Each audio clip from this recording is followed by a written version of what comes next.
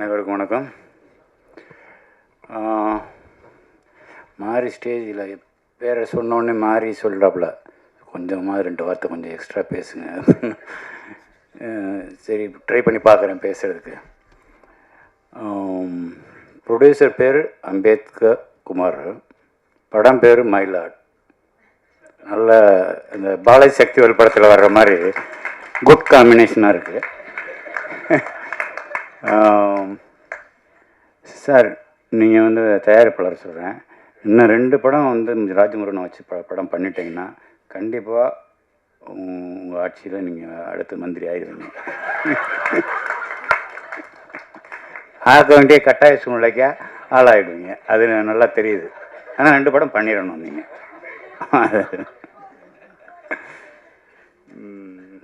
அப்புறம் சாண்டோன் படம் பாட்டு கேட்ட வரைக்கும் எனக்கு ரொம்ப திருப்தியாக இருக்குது. நான் படம் இன்னும் பார்க்கல அப்படிங்கிறது அதனால் ரொம்ப கஷ்டமாக இருக்குது. ஆனால் படம் பார்க்கலன்ற ஒரு ஒரு ஒரு குற்ற உணர்ச்சியே இல்லாத அளவுக்கு மாறி செல்வராஜ் வந்து மொத்த டீட்டெயிலையும் சொல்லிட்டாப்புல. ஸோ இது எவ்வளோ மரியாதைக்குரிய படம் அப்படின்றது மாரி செல்வராஜ் வாயிலேருந்து வந்துச்சுனால அது நிச்சயமாக தரமான படமாக தான் இருக்குன்றது என்னோட நம்பிக்கை.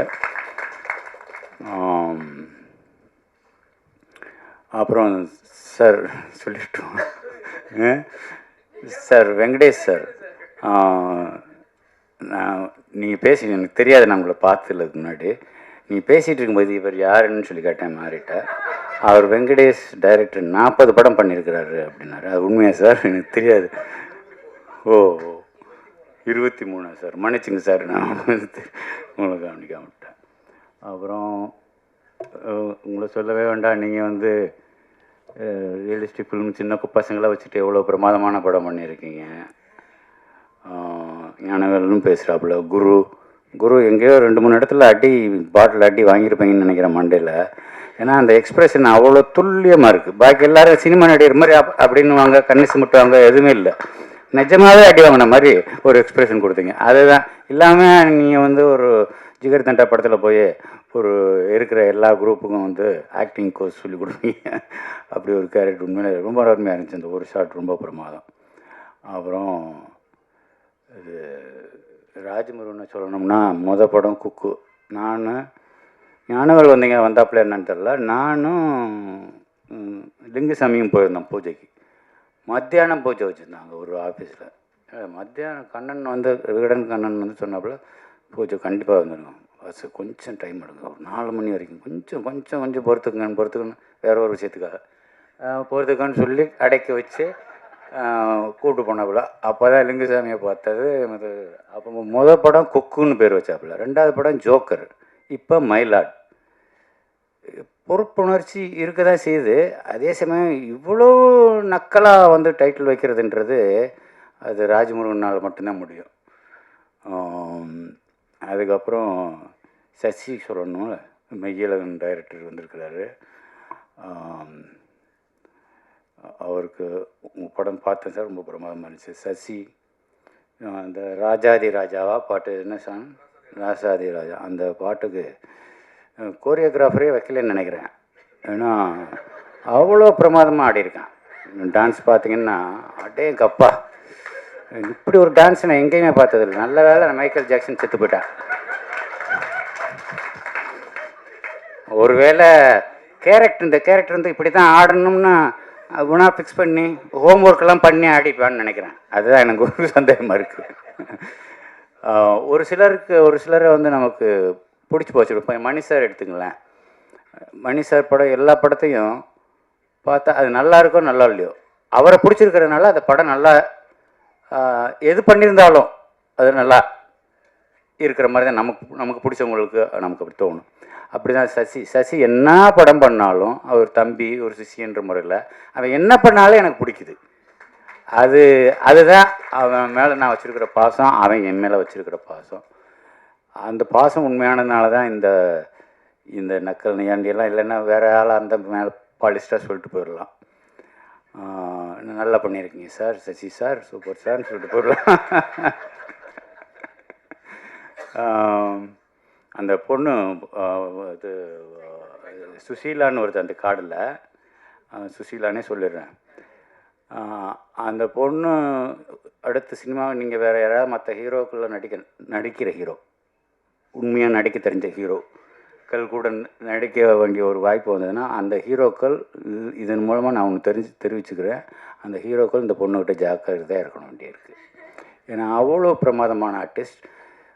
ஒரு கன்னட படம் பார்த்தேன், சும்மா ஒரு செலெக்ஷனுக்காக பார்க்குறம்போது ஒரே ஒரு சீன் தான் பார்த்தேன். அதில் கிட்டத்தட்ட ஒரு 4 நிமிஷம் ஓடுது அந்த ஒரே காட்சி, ஒரே ஷாட்.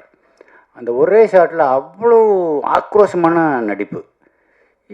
குட்டி உண்டியாக இருந்துட்டு இவ்வளோ தூரம் இவ்வளோ ஆக்ரோஷமாக நடிக்கிறாள் யார் இந்த பொண்ணு அப்படின்னு சொல்லி ரொம்ப ஒத்து கவனிக்க வேண்டிய அளவுக்கு அவளோட பெர்ஃபார்மன்ஸ் இருந்தது. மிகப்பெரிய வாழ்த்துக்கள்மா, நீ ரொம்ப நல்லா வரணுன்றது என்னோடய வேண்டுதலாகவும் இருக்குது.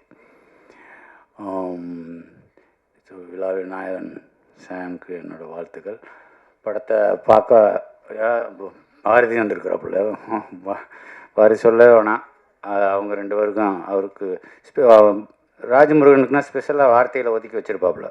ராஜமுருகன் படம் வரும்போது இந்த வார்த்தையில் போட்டுக்கலாம் அப்படின்னு சொல்லி அதில் அவங்களுக்குள்ள ஒரு அண்டர்ஸ்டாண்டிங் இருக்குது. நம்மலாம் கேட்டோம்னாக்கா ஒரு 4 நாள் கழித்து ஏதோ ஒன்று அனுப்புவாப்புல, அப்புறம் கொஞ்சம் வற்புறுத்தினதுக்கப்புறம் நல்ல வரிகள் வந்து சேரும். ராஜமுருகனுக்கு ஆட்டோமேட்டிக்காக கொடுத்துருவார், அதில் ஒன்றும் சந்தேகம் இல்லை. வேறு என்ன சொல்கிறது, மொத்தத்தில் படம் பார்க்கணும் அப்படின்னு ஒரு நம்ம ப்ரொடியூசர் வந்து தேட்டரில் பார்த்துக்கிறேன்னே 13ஆம் தேதி நைட்டு ஊருக்கு போகிறேன், தேட்டரில் பார்த்துக்கிறேன், இல்லை தனியாக பார்த்துருங்க சொல்லி கேட்டிருக்கிறாரு. ராஜமுருகன் நேற்று கூப்பிட்டும்போது போக முடியல, நான் ஊருக்கு போகிறதுக்குள்ளே கண்டிப்பாக நான் தனியாக பார்த்துட்டு உங்களை கூப்பிட்றேன் சார். அடுத்து உங்களை மந்திரியாகவே பார்த்துடலாம். ஸோ படம் சம்மந்தப்பட்ட அனைவருக்கும் என்னோட மனமார்ந்த நல்வாழ்த்துக்கள். ரொம்ப நன்றி என்னையை கூப்பிட்டதுக்கு. ரொம்ப நாளுக்கு அப்புறம் ஒரு ஃபங்க்ஷனுக்கு வந்துட்டு கொஞ்சம் மன நிறைவோட, கொஞ்சம் பாரங்கள் குறைஞ்சி, கொஞ்சம் லேசான மனசோட போகிறது. மாரி செல்வராஜ் அடிக்கடி சொல்கிறது, 4 பேரோட கலந்து பேசுங்க, தனியாக இருக்காதிங்க, தனிமையில் இருக்கிறாதீங்க. இப்போ போய் மேடையில் பேசுனீங்கன்னா கொஞ்சம் 2 வார்த்தை 4 வார்த்தை ஜாஸ்தி பேசுங்க அப்படின்னு சொன்னதெல்லாம் மாரி செல்வராஜ் வந்து இப்போ என்னோடய வழிநடத்தி மாதிரி தான் ஒரு நட்பு எங்கள் 2 பேருக்குள்ளே போய்கிட்டு இருக்குது. அது தொடரும்ன்ற ஒரு நம்பிக்கை இருக்குது. ஸோ அனைவருக்கும் என்னுடைய நல்வாழ்த்துக்கள். ராஜமுருகன், அடுத்து நீங்கள் வம்பு நீங்கள் வந்து எடுத்துக்கிட்டே இருங்க, உங்களை ரசிக்கிறதுக்கு ஒரு கூட்டம் இருக்குது. அதனால் நீங்கள் மயிலாடுன்னு வைங்க, ஜோக்கர்னு வைங்க, இனிமேலுக்கு கிணப்ப எது வச்சாலும் உங்கள் படத்தை பார்க்க வர்றதுக்கு தயாராக இருக்கிறாங்க ஜனங்க. வாழ்த்துக்கள், நன்றி. எல்லோருக்கும் வணக்கம். பத்திரிகையாளர்கள், எல்லாம் நண்பர்கள் எல்லாருக்கும் என் வணக்கத்தை தெரிவிச்சுக்கிறேன். ரொம்ப நன்றி. இயக்குநர்கள் எல்லாம் வந்தது ராஜமுருகனுக்காக தான். இவங்க எல்லாம் வந்தது ராஜமுருகன் அவரை பாராட்டுறதுக்காக வந்திருக்காங்க. ஸோ அவங்க எல்லாத்துக்கும் நான் நன்றியை தெரிவிச்சுக்கிறேன். மை லார்ட் அப்படின்றது அந்த டைட்டில் அவர் வழக்கமாக எல்லா படத்துலையும் வைக்கிற ஒரு டைட்டில். ஆனால் மை லார்ட் நான் அடிக்கடி அவர் சொல்லுவார், இது கோர்ட் ட்ராமா இல்லை, இன்டர்வியூவில் சொல்லும்போது இது கோர்ட் ட்ராமாவா, கோர்ட்டை பற்றி இல்லை மை லார்ட் அது கிடையாது. ஸோ அதை நான் சொல்லிடுறேன். மை லார்ட் அப்படின்றது இது கோர்ட் ட்ராமா கிடையாது. ஒரு 10 நிமிஷம் தான் கோர்ட் வரும். ஆனால் ஒரு அதிகாரத்தை தண்டிக்கக்கூடிய அதிகாரத்தை ஒரு கடைக்கோடி இருக்கிற ஒரு மனுஷனுக்கு கொடுத்தா அவன் என்ன பண்ணுவான், அவன் அதை வச்சுட்டு என்ன பண்ணுவான்னு சொல்கிறது தான் மயிலாடு. மயிலாடுன்றது அந்த கடைக்கோடி மனுஷனை, அந்த ஒரு நபர் முத்துச்சிற்பியை குறிக்கிற அந்த வார்த்தை தான் மயிலாடு. அதுதான் இந்த படத்துக்கான, இந்த டைட்டிலுக்கான ஒரு விளக்கமாக நான் நினைக்கிறேன். அப்படி தான் அதை வச்சுருக்கோம்.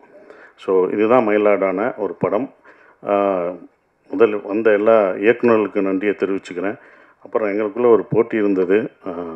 பாலான வந்ததுக்கு ரொம்ப நன்றினே. இன்னும் வருத்தமும் இருந்தது. என்னென்னா, நீங்கள் வரமாட்டீங்கன்னு நான் சொன்னேன் அவர்கிட்ட. பாலானனை கூப்பிட்றேன் அப்படின்னா, இல்லை வரமாட்டார், நீங்கள் எதுக்கு அவரை உங்களை தொந்தரவு பண்ணக்கூடாதுண்ணா, வேறு ஒன்றும் இல்லை, நீங்கள் தொந்தரவு பண்ணக்கூடாது அப்படின்னு சொன்னேன். இல்லை வந்துட்டால் என்ன தருவீங்க, வந்துட்டால் நீங்கள் என்ன கேட்டாலும் தருவேன் அப்படின்னு வேறு சொன்னேன் நான். அப்புறம் வந்தவொடனே சந்தோஷப்படுறதா இல்லை வந்துட்டார் என்ன கேட்க போகிறாரோ தெரியாது அப்படின்ற ஒரு இதில் இருந்தேன். நீங்கள் வந்து பாராட்டினதுக்கு ரொம்ப நன்றினே. அந்த டான்ஸை பற்றி சொன்னீங்க, அது சத்தியமாக நான் கொரியோகிராஃப் பண்ணதில்லை. கொரியோகிராஃப் சொன்னது ஏன்னா அது அந்த கேரக்டர் அப்படி தான் ஆடணும் அப்படின்னு சொல்லிட்டாங்க. ஸோ அதனால தான் அப்படி ஆடணும். அது 2 நாள் 1 நாள் எடுத்தாங்கண்ணே. அதுவே வச்சு ரொம்ப கஷ்டப்படுத்திட்டாங்க. ரொம்ப கஷ்டப்படுத்தினாங்க. முதல் டேக் ஓகே, எல்லாம் சிரித்து ஓகேன்னு அப்படின்ட்டோம். கடைசி டைரக்டர் வந்து ஓகேன்னு சொல்லிட்டு எல்லாம் கைதட்ட ஆரம்பிச்சிட்டோம். ஃபஸ்ட் டேக்லேயே ஓகே பண்ணிட்டோம்டான்ட்டு. அதுக்கப்புறம் வந்து சொன்னார், இல்லை முத்துச்சிற்பி சிரிச்சிட்டான், முத்துச்சிற்பி சிரிச்சிட்டான், அதனால் அவன் சிரிக்கக்கூடாது, சீரியஸாக பாடணும்னு மறுபடியும் எடுத்தாங்க. அது 1 நாள் ஆச்சு, மறுநாள் தான் அது ஓகே ஆச்சு. ஸோ அதுதான் அதுக்கு காரணம். இன்னொன்று என்ன சொல்லணும்னானே, இங்கே என்ன எல்லாம் வாழ்த்துனாங்க. இந்த வாழ்த்தெல்லாம் எனக்கு சேரக்கூடாதுனே, உங்களுக்கு தான் நான் சேரணும். நீங்கள் பார்த்து சந்தோஷப்படணும். முதல் நான் சேதுவில் நடித்தேன், ஒரு அசிஸ்டன்ட் டைரக்டராக வந்தேன். இந்த அசிஸ்டன்ட் டைரக்டர் இந்த வாழ்த்தெல்லாம் உங்களுக்கு நான் பெற்றுக் கொடுத்ததா நீங்கள் நினச்சிக்கணும். அது உங்களுக்கான வாழ்த்து தான். அது நான் இவ்வளோ தூரம் கொண்டு வந்தது. ரொம்ப நன்றி. நான் வந்தது எங்களை வாழ்த்துனதுக்கு ரொம்ப நன்றி. இந்த படம் எப்போ வரும்னு நீங்கள் கேட்டுட்டு இருந்தீங்க. நீங்கள் தான் கேட்டீங்க, எப்படியாவது அடுத்து டூரிசமுக்குள்ள அடுத்து அந்த படத்தை கொண்டு வா அடுத்த படத்தை இதோ கொண்டு வந்துட்டோம்னு இழுத்து கொண்டு வந்தாச்சு. ரொம்ப சந்தோஷம். மாறி உங்களுக்கும் சந்தோஷம். அண்ணன் சொல்லும்போது நான் ரொம்ப சந்தோஷப்பட்டேன். அவருக்கு எல்லாம் நீங்கள் வந்து இப்போ எனக்கு வழி நடத்துவர் மாரி செல்வராஜ் அப்படின்னு சொல்லும்போது எங்கள் இயக்குனருக்கு நீங்கள் வழி நடத்துறது எனக்கு ரொம்ப சந்தோஷம். அதே மாதிரி உங்கள் இயக்குனருக்கு இப்போ நான் வழி நடத்திட்டுருக்கேன். அதுதான் உண்மை. உங்கள் இயக்குனருக்கு ஸோ நம்ம மாற்றிக்கிட்டோம், அவ்வளோதான். நம்ம சொன்னால் அவங்க கேட்க மாட்டாங்க, நீங்கள் சொன்னாங்க அவர் கேட்பார், நான் சொன்னால் அவர் கேட்பார். அதனால் கரெக்டாக இதாகிடுச்சு. ஸோ அது எல்லாருக்கும் நன்றியை தெரிவிச்சுக்கிறேன். வந்த எல்லாருக்கும் நன்றி. சோமு சார், நான் 2வது படம், ஃபஸ்ட்டு படம் வரல, ரொம்ப சிறப்பாக நடிச்சிருந்தார். அந்த நாக்கா அப்படின்ற கேரக்டர், கதிர்வேலன் அப்படின்ற கேரக்டரை பத்திரிக்கையாளர் எப்படி இருப்பாங்க, எந்த உண்மையாக இருந்து எப்படி இருப்பாங்கன்றதை அப்படியே இது பண்ணார். உங்களோட நடித்தது எனக்கு ரொம்ப சந்தோஷம் சார். அப்புறம் என்னோட இந்த படத்தில் எங்கள் ப்ரொடியூசர் ஃபஸ்ட்டு முதல் தேங்க்ஸ் அவருக்கு தான் நான் சொல்லணும். ஏன்னா அவர் என்கிட்ட கதை சொல்ல வரும்போது சரவணன் தான் சொன்னார், ராஜ்முருகன் வந்து கதை சொல்லுவார், நீங்கள் கேளுங்கன்னு சரவணன் சொல்லி நான் கதை கேட்டேன். அப்போ கதை கேட்டவுடனே ராஜ்முருகன் சார் சொன்னவுடனே, இந்த கதை எனக்காக எதுவும் மாற்றாதீங்க, இது என்ன எப்படி இருக்கோ அந்த கதைக்குள்ளே நான் வர்றேன், நீங்கள் என்ன நினச்சிங்களோ அதை கடைசி வரைக்கும் எடுத்துருங்கன்னு சொன்னேன். ஸோ அப்படி தான் இந்த கதை வந்து இவ்வளோ தூரம் வந்திருக்கு. இந்த கதையை எடுக்க ஒத்துக்கிற அம்பேத்குமார் சாருக்கு என்னுடைய நன்றியை தெரிவிச்சுக்கிறேன். என்னென்னா ஒரு ப்ரொடியூசர் ஒத்துக்கணும் இது எப்படின்றது. அவர் வந்து அதை சிறப்பாக வந்து சொன்னபோது, சார் ராஜ்மோகனோட ஒரு படம் பண்ணேன் சார், அது தோத்துருச்சு சார், நல்ல பையன் சார், அவன் ஜெயிக்கணும் சார், நான் இன்னொரு படம் பண்ணணும் சார், அது பண்ணணுன்னார் சார். அது இன்னும் என் மனசில் ஓடுது. என்னோட மீட் பண்ணும்போது மீட் பண்ணும்போது ராஜ்முருகனுக்காக நான் பண்ணணும். அதுதான் எல்லாருமே நினைக்கிறது, இந்த மாதிரி ராஜ்முருகன் மாதிரி இயக்குனர் தோக்கவே கூடாது. இந்த மாதிரி இயக்குநர்களை ஜெயிக்கிறதுக்கு என்னால் என்ன முடியுமோ அதை நான் கண்டிப்பாக பண்ணுவேன். அதை தான் பண்ணிக்கிட்டு இருக்கேன். ஸோ நன்றி சார். அப்புறம் சைத்ரா பயங்கர ஆர்டிஸ்ட். நீங்கள் பாடினதை பார்த்து பயந்துறாங்க. ஏற்கனவே சிங்கர் வேறு, நானே அப்படி தான் மறந்தேன். எங்கள் படத்தில் நாட்டுப்புற பாட்டு ஒருத்தவங்க பாடினாங்க. பாடிட்டு இருக்கும், நான் பாடுறேன் நீ இருமா, நீ ஏன் பாடுற, லேட்டாக பாடு, நீ அவங்க தான் பாடுறாங்க, நல்லா பாட முடியல, நான் ஒரு பாட்டு பாடுறேன்னு, சரி பாடு அப்படின்னு. அது ஒரு பாட்டு அவங்க கன்னடத்தில் ஒரு நாட்டுப்புற பாட்டு பாடுச்சு, ஏதோ மீத்தேன்னு ஒன்று பாடுச்சு.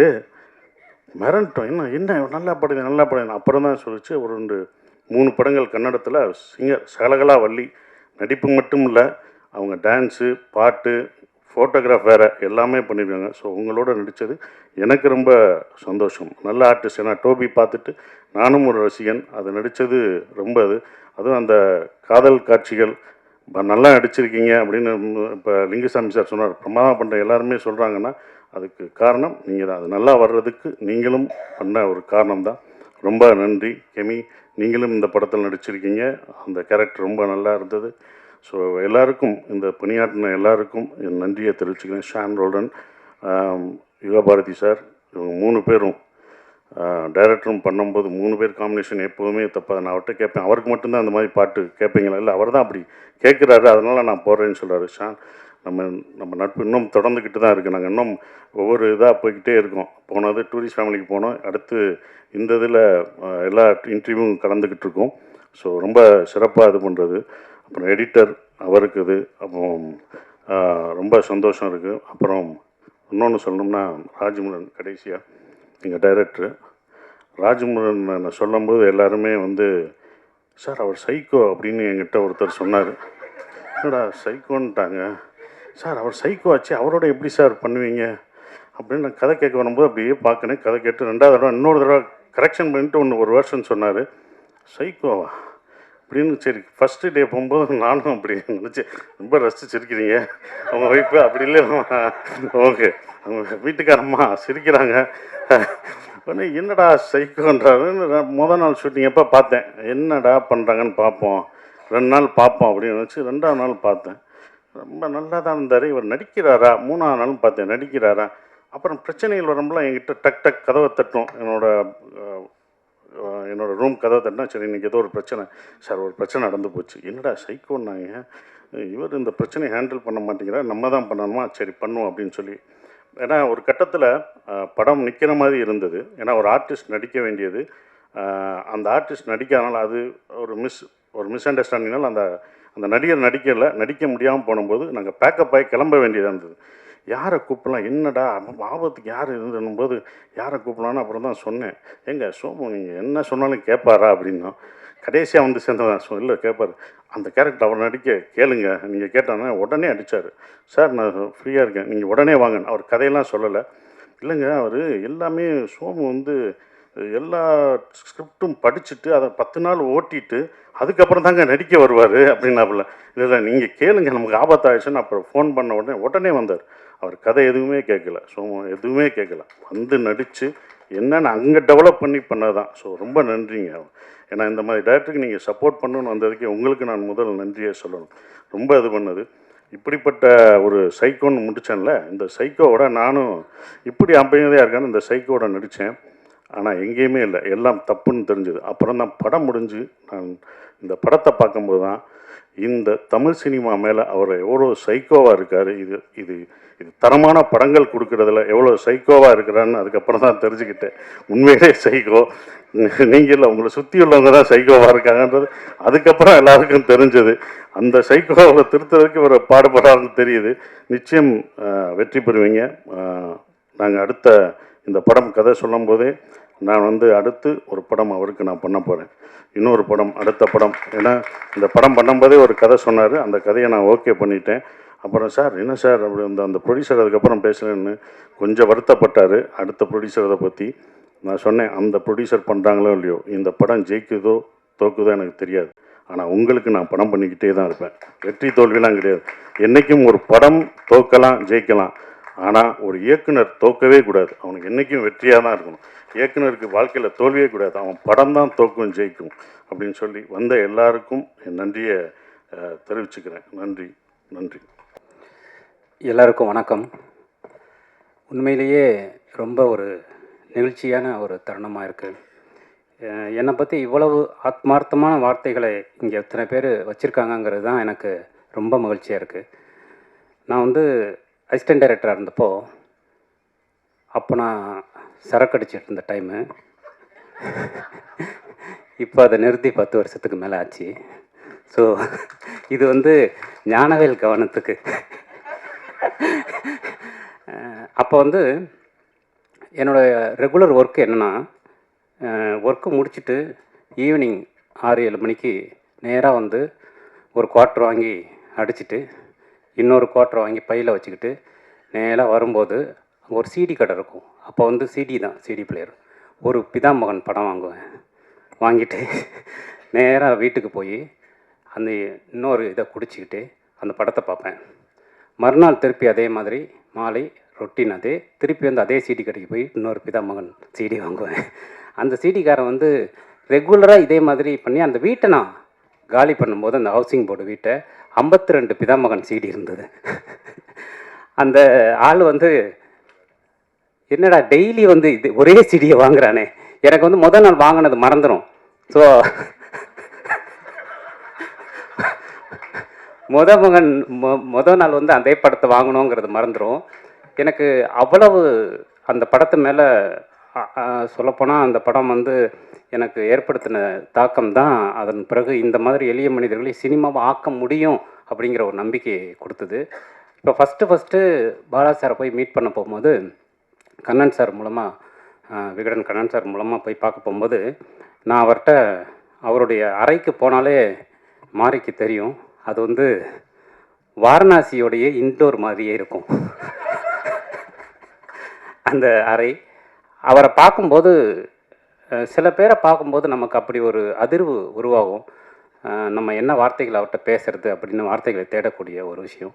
நான் அவர்கிட்ட வந்து இந்த 52 சிடி பிதாமகன் சிடி வந்து என்னுடைய அறையிலேருந்து நான் காலி பண்ணும்போது எடுத்துகிட்டு போனேங்கிறத நான் அவர்கிட்ட சொல்லணும் அப்படிங்கிறத ஒரு பெரிய இது இருந்தது. ஏன்னா ஒரு ஒரு கலைஞனா நான் இதை சொல்லும்போது அவர் ஒரு பெரிய மகிழ்ச்சி அடைவார் அப்படிங்கிறதுனால நான் அவர்கிட்ட இந்த சம்பவத்தை சொன்னேன். அவர் அப்படியா அப்படின்ட்டு அதுக்கப்புறம் அதை பற்றி பேசவே இல்லை.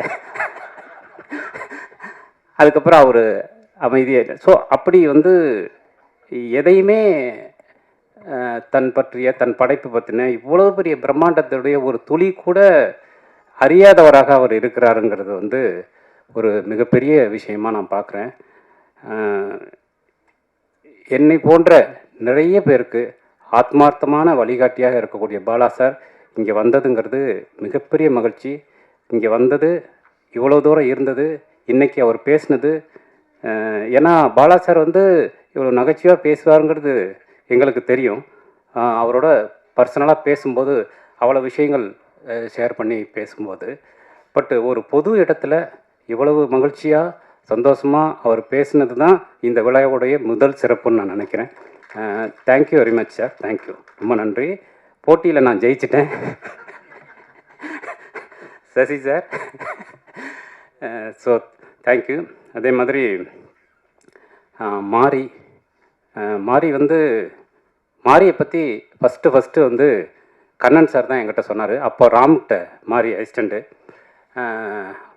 டேய் ஒரு பையனை பார்த்தேன்டா ராமுடைய அசிஸ்டண்ட்டு, அவன் ஒரு விஷயம் சொன்னான் பயங்கரமாக இருந்ததுடா அப்படின்னாரு. என்ன அப்படின்னா, இந்த குடிக்கிறது தம் அடிக்கிறது அதை பற்றி கேட்கும்போது அப்போது மாரிக்கிட்ட நீ பண்ணுறது இல்லையா அது அப்படின்னோடனே, இல்லை இப்போ பண்ணுறதில்ல, இன்டர்வலில் இடி விழுந்தா செகண்ட் ஆஃப் இப்படி தான் இருக்கும் அப்படின்னு சொன்னாட்டா அந்த பையன். போகிற போக்கில் எவ்வளோ பெரிய விஷயத்தை இப்படி ஒரு டைலாக்காக சொல்லிட்டான் அப்படின்னு தான் மாரி எனக்கு கண்ணன் சார் அறிமுகப்படுத்தினார். அப்படி நான் பார்த்த மாரி, அதன் பிறகு நான் வட்டி முதல் எழுதின பிறகு மறக்கவே நினைக்கிறேன் எழுதின மாரியை பற்றி எனக்கு மதிப்பீடு இருந்ததுங்கிறது கம்மி தான். பரியேறும் பெருமாள் படத்தை 4 ஃப்ரேம்ஸில் நானும் ஹெச் வினோத்தும் பார்த்தோம். பார்த்து முடிச்சுட்டு வெளியில் வந்து ஹெச் வினோத் ரொம்ப ரெஸ்ட்லெஸ்ஸாக இருந்தார். சார் என்ன சார் இது, என்ன எடுக்கிறாங்க என் பசங்க, என்ன எடுத்துட்டான், என்ன படம் சார் இது, எப்படி எடுத்திருக்கான் சார், எனக்கு ரொம்ப வெக்கமாக இருக்குது சார் அப்படின்னு சொன்னார் ஹெச் வினோத். எனக்கு அதை விட பல மடங்கு வெக்கமாக இருந்தது. அப்படியான ஒரு பெரிய அதிர்வை வந்து தமிழ் சினிமாவில் உருவாக்கின மாரி வந்து இன்றைக்கு வரைக்கும் அந்த அதிர்வு குறையாமல் தொடர்ந்து ஒவ்வொரு படத்துலையும் அடுத்த உச்சத்திற்கு செல்லக்கூடிய மாரி வந்து எனக்கும் ஒரு வழிகாட்டி தான். ஏன்னா ஒரு எளிய மனிதர்களின் கதைகளை பேசும்போது அதை வெற்றியாக மாற்றுறதுங்கிறது பெரிய விஷயம். அது நிறைய பேருக்கான கதவுகளை திறந்து வைக்கும். அதுதான் நிறைய பிரச்சனை, என்னை மாதிரியானவங்களுக்குலாம் அது ரொம்ப பிரச்சனை. ஸ்கிரிப்ட் எழுத ஆரம்பிக்கும் போதே எனக்குள்ளேயே ஒரு சென்சாரை ஓப்பன் பண்ணி வச்சுக்கிட்டு உட்காரக்கூடிய ஒரு ஆபத்தான சூழலில் இருக்கும்போது மாரி என் வெற்றி வந்து ஒரு பெரிய நம்பிக்கை வெளிச்சத்தை கொடுக்குது. மாரி வந்து இங்கே பேசின ஆத்மார்த்தமான வார்த்தைகள் இந்த படத்தை பற்றி அவ்வளோ பாசிட்டிவான விஷயத்தை எனக்கே ஏற்படுத்துது. தேங்க்யூ வெரி மச் மாரி. என்னுடைய குருநாதர் லிங்குசாமி சார், அவர் என்னை வந்து சினிமாவில் என்னை போன்ற ஒரு மனிதனை சினிமாவில் கரம் பிடித்து அழைத்து செல்வது அப்படிங்கிறது வந்து ஒரு பெரிய விஷயம். ஏன்னா எனக்கு நிறைய பயம் இருந்தது, அதே மாதிரி நிறைய சோம்பேறித்தனம் இருந்தது, நிறைய அலட்சியங்கள் இருந்தது. அதையெல்லாம் உடைச்சி என்னை இந்த இடத்திற்கு அழைத்து வந்ததில் லிங்குசாமியின் சார் பங்குங்கிறது ரொம்ப முக்கியமான விஷயம். அவருடைய அலுவலகம் எனக்கான ஒரு பள்ளிக்கூடமாக இருந்தது. அவர் இன்றைக்கு வந்ததும் ரொம்ப முக்கியமான விஷயமாக பார்க்குறேன். Thank you Lingusamy sir. அதே மாதிரி பிரேம்குமார், நான் அவர்கிட்ட சொன்னேன், நானும் அவரும் சந்தித்ததே இல்லை, இப்போ தான் ஃபோனில் பேசுகிறோம். அவருடைய படங்கள் வந்து எகெயின் இந்த மாதிரி ஒரு படம், அதுவும் மெய்யழகன் மாதிரி படத்தையெல்லாம் எடுத்து கொண்டு வந்து இவ்வளவு பேரை ரசிக்க வைக்க முடியுங்கிறது இருக்கு இல்லையா, அமேசிங். உண்மையிலேயே அது வந்து ஒரு சினிமாவில் வந்து அது பெரிய விஷயம். அப்படி ஒரு கதாபாத்திரத்தை எழுதி, ஏன்னா அதெல்லாம் நாவலில் மட்டும்தான் சாத்தியம் அப்படிங்கிற சூழலை உடைத்து சினிமாவில் அதை வெற்றியாக மாற்றினதுங்கிறது ரொம்ப முக்கியமான விஷயம். நீங்கள் வரணும்னு நான் ரொம்ப விரும்பினது அதுக்காக தான், இந்த இந்த இந்த விஷயத்தை உருவாக்குனதுக்காக தான். Thank you very much. ஞானவேலு என்னோட மச்சான், அவன் வந்து என்னை பற்றி தொடர்ந்து அவதூறுகளை அவன் பரப்புவதும், அவனை பற்றி தொடர்ந்து நான் அவதூறுகளை பரப்புவதுமாக எங்களுடைய வாழ்க்கை வந்து விக்டோரியா ஹாஸ்டலில் தொடங்கின வாழ்க்கை. எனக்கு வந்து டெய்லி ஒரு தாய்மொழி மாதிரி அந்த விக்டோரியா ஹாஸ்டலை விட்டு கொடுத்த நண்பன். அவன் வந்து நான் அவனுக்கு கொடுக்க வேண்டிய கடன் வந்து ஒரு தனி அக்கௌண்ட்டு. அந்த அக்கௌண்ட்டுக்கு காந்தி கணக்கு கிடையாது, அது ஒன்றிய அரசின் கடன். அப்படி ஒன்று தான் அந்த அக்கௌண்ட்டுக்கு போட்டுக்கணும். ஏன்னா அதெல்லாம் நல்ல விஷயத்துக்கு தான் மச்சான் போணுச்சு. ஸோ அப்படி ஞானவேல் வந்து இங்கே வர்றதுங்கிறது ஒரு நண்பனாக, அவன் அதே மாதிரி ஒரு கலைஞனாகவும் ஜெய்பி மாதிரியான ஒரு படத்தை வந்து இந்திய சினிமாவிற்கு அளித்த மிக முக்கியமான ஒரு கலைஞனாக என் நண்பன் இருப்பதில் எனக்கு பெருமை. அவன் இங்கே வந்தது வந்து இன்னும் எனக்கான பெருமை. அதே மாதிரி மில்டன் சாரு மிகவும் கவித்துவமான ஒரு மனிதர், அபாரமான ஒரு மனிதர். அவர் வந்து கொலுசுகள் பேசக்கூடும் மாதிரி ஒரு கவிதை தொகுப்பு மூலமாக எனக்கு அறிமுகமானவர். இன்றைக்கு ஒரு இயக்குனராக ஒரு பெரிய இடத்துல இருக்கிறவர் வந்தது எனக்கு பெரிய மகிழ்ச்சி.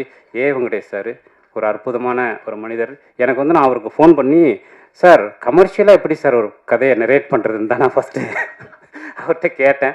ஸோ அந்த மாதிரி ஒரு ஸ்பேஸில் இருக்கிற ஒரு நல்ல நண்பராக இன்றைக்கு எனக்கு கிடச்சிருக்கிற வெங்கடேஷ் சார். ரவிக்குமார் அவரும் என்னுடைய ஆத்மார்த்தமான நண்பர்.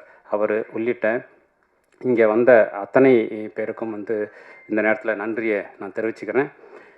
இந்த படம் பற்றி நான் சொல்லணும்னா, இந்த படமே நம்பிக்கை சார்ந்த ஒரு படம் தான். இந்த படம் எல்லோருக்கும் ஒரு பெரிய நம்பிக்கையை கொடுக்கணும்னு தான் இந்த படம் எடுக்கப்பட்டது ஒரு அடிப்படையான நோக்கம்.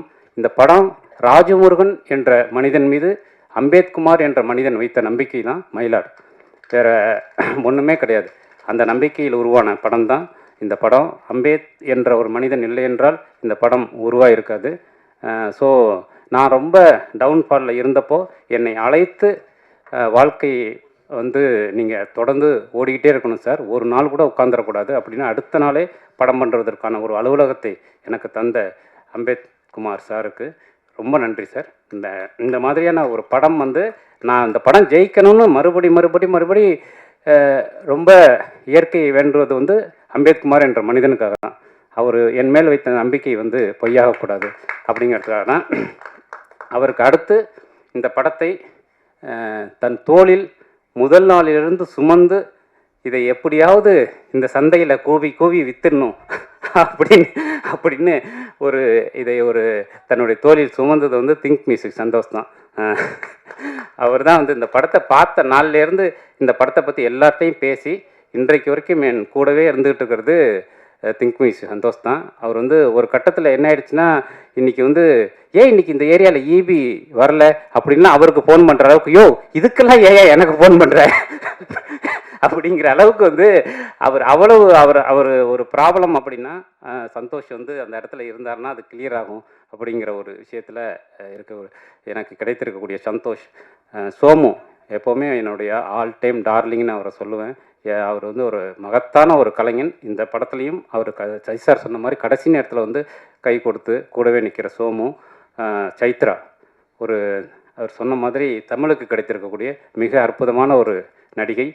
இந்த படத்தில் அவங்க ஃபஸ்ட்டு வந்து கால் ஷீட் அந்த மாதிரி பிரச்சனைலாம் இருந்தது, அதெல்லாம் பிரேக் பண்ணி கதையை கேட்டவுடனே உடனே வந்து நடித்து கொடுத்துருக்காங்க. உண்மையிலே தொடர்ந்து அவங்களுக்கு தமிழ் சினிமாவில் ஒரு மிகப்பெரிய எதிர்காலம் இருக்குது அப்படின்னு நான் நினைக்கிறேன். ஷான் வந்து ஷானும் நானும் சேர்றதுங்கிறது ஒரு ஆத்மார்த்தமான பிணைப்பு. அது வந்து இசை மட்டும் இல்லை, நிறைய அதுக்குள்ளே இருக்குது. இலக்கியம், அரசியல், எல்லாம் சமூகம் சார்ந்த அத்தனையும் ஷான்கிட்ட விவாதிக்கலாம். அதெல்லாம் சேர்ந்து தான் அவருடைய இசையாக வருது. அதனால் எப்போவுமே ஷான் வந்து என் கூட இருப்பார், அவர் இசை என் கூட இருக்கும். மயிலாடில் அது இன்னும் அடுத்த கட்டத்தை அடைஞ்சிருக்குன்னு நான் நினைக்கிறேன். நீரவ் சாருக்கு அவருக்கு ஹைதராபாத்தில் ஒரு ஷூட் இருந்ததுனால வர முடியல. இந்த படத்துக்கு அவருடைய ஒளிப்பதிவுங்கிறது ஒரு மிகப்பெரிய பலம். சத்யராஜோட எடிட்டிங், அவர் பல நாட்கள் வந்து அவருடைய வீட்டிலையே இருந்திருக்கோம், இரவு பகலாக அவர் கூடவே இருந்திருக்கார் துணையாக. அது ரொம்ப அற்புதமான விஷயம். அது ஆர்ட் டைரக்டர் பால்ராஜ் உள்ளிட்ட அத்தனை பேருக்கும், என்னுடைய கோ டைரக்டர் செல்வபாண்டி உள்ளிட்ட அத்தனை பேருக்கும் இந்த நேரத்தில் நான் நன்றி தெரிவிச்சுக்கிறேன். தன் வாழ்நாள் முழுவதும் அகிம்சையை பேசிக்கொண்டே இருந்த காந்தி துப்பாக்கி குண்டுக்கு பலியானார். இன்றைக்கு இந்தியாவின் சீர்திருத்த முகமாக பார்க்கப்படுகிற, உலக அரங்கில் இந்தியாவின் சீர்திருத்த முகமாக பார்க்கப்படுகிற அம்பேத்கர், அண்ணல் அம்பேத்கர் தனது சொந்த ஊரில் தேர்தலில் மக்களால் தோற்கடிக்கப்பட்டார். தனது வாழ்க்கை முழுவதும் இடைவிடாமல் இந்த உலகத்தை சிரிக்க வைத்து கொண்டே இருந்த சாப்ளின் தனது தனிப்பட்ட வாழ்க்கையில் சில பல கல்யாணங்கள் செய்து கொண்டு எந்த குடும்ப வாழ்க்கையிலும் நிம்மதியாக இருக்கவே முடியாமல் இருந்தார். இதிலிருந்து நான் கற்றுக்கிட்ட பாடம் என்னென்னா, ஒரு மரணமோ, ஒரு தோல்வியோ, ஒரு துன்பமோ ஒரு மனிதனின் ஆற்றலை எதுவுமே செய்துவிட முடியாது. அவன் வாழ்ந்த வாழ்க்கை மட்டும்தான் இந்த உலகத்தின் முன்பாக எப்போதும் இருந்து கொண்டே இருக்கும். அந்த நம்பிக்கை மட்டும்தான் வாழ்க்கை. நண்பர்களே, எனக்கு என் வாழ்நாள் முழுவதும் மனிதர்கள் கற்றுக் கொடுத்து கொண்டே இருக்கிறார்கள். நான் மனுஷங்க பின்னாடி ஓடிக்கிட்டே இருக்கேன். எனக்கு தெரிஞ்ச ஒரு ஃப்ரெண்டு, அவன் ரொம்ப பெரிய கோலை. அவன் ஒரு லவ் ஃபெயிலியரில் 50 தூக்க மாத்திரை சாப்பிட்டு ஒரு ஆஸ்பத்திரியில் அட்மிட் ஆகி உயிருக்கு போராடி அதுலேருந்து வெளியில் வந்தான். அதன் பிறகு அவனை அழைச்சிட்டு போய் ஒரு ஐஏஎஸ் அகாடமியில் நான் சேர்த்து விட்டேன், அண்ணா நகரில். இந்தியாவின் முக்கியமான ஐஏஎஸ் அகாடமி அது. அதை நடத்தி கொண்டிருந்தது என்னுடைய நண்பர். தொடர்ந்து பல இளைஞர்களை தன்னம்பிக்கையின் வழி நடத்தியவர். அவர்கிட்ட போய் இந்த பையனை ஒப்படைச்சேன். தன்னம்பிக்கையை பற்றி, நம்பிக்கையை பற்றி தொடர்ந்து பேசி அந்த பையனை வேற ஒரு இடத்துக்கு கொண்டு வந்து, இன்றைக்கி அந்த பையன் ஐஏஎஸில் கலெக்டராக இருக்கான், ஒரு மிகப்பெரிய கலெக்டராக இருக்கான். ஆனால் அவனை இந்த தன்னம்பிக்கைக்கு அழைத்து கலெக்டராக ஆக்கிய எனது நண்பர், அந்த ஐஏஎஸ் அகாடமியை நடத்தி கொண்டிருந்த அந்த நண்பர் பின்னர் தற்கொலை செய்து கொண்டு செத்து போனார். இதை என்னால் புரிஞ்சிக்கவே முடியல. இந்த இடத்துல தான் நான் மனிதர்களின் பின்னால் அவர்களை புரிந்து கொள்ள ஓடிக்கொண்டே இருக்கிறேன், தொடர்ந்து ஓடிக்கொண்டே இருக்கிறேன். அந்த ஓட்டத்தின் முடிவில் நான் கண்டுகொண்டது ஒரே ஒரு உண்மையைத்தான். இந்த மனிதர்கள் எல்லோருக்கும் நம்பிக்கையை தவிர வேறு எதுவும் தேவையே படுவதில்லை. அன்பையும் நம்பிக்கையும் தவிர எதுவும் தேவைப்படுவதில்லை. உன்னுடைய சக மனிதனுக்கு கொஞ்சம் அன்பையும் நம்பிக்கையையும் கொடுத்தால் நீதான் கடவுள், நீதான் தெய்வம். அது மட்டும்தான் இந்த 40 வருட வாழ்க்கையில் நான் கற்றுக்கொண்ட ஒரே பாடம். அந்த பாடத்தை தான் பாலாசாரின் படங்கள், மாரி செல்வராஜின் படங்கள், ஞானவேலின் படங்கள், ஜெயகாந்தனின் கதைகள், வைக்கம் பஷீரின் கதைகள், இளையராஜாவின் இசை அத்தனையும் நமக்கு கொடுத்து கொண்டே இருப்பது அந்த நம்பிக்கையும் அன்பையும் தான். ஆகவே என்னுடைய எல்லா எழுத்துக்களிலும், எல்லா அரசியலிலும், எல்லா சினிமாவிலும் இந்த நம்பிக்கையையும் அன்பையும் மட்டும் விதைத்து கொண்டே இருப்பதை மட்டுமே என்னுடைய கடமையாக வைத்திருக்கிறேன். ஆனால் இந்த கடமையை செய்வதற்கு பணம் தேவைப்படுகிறது.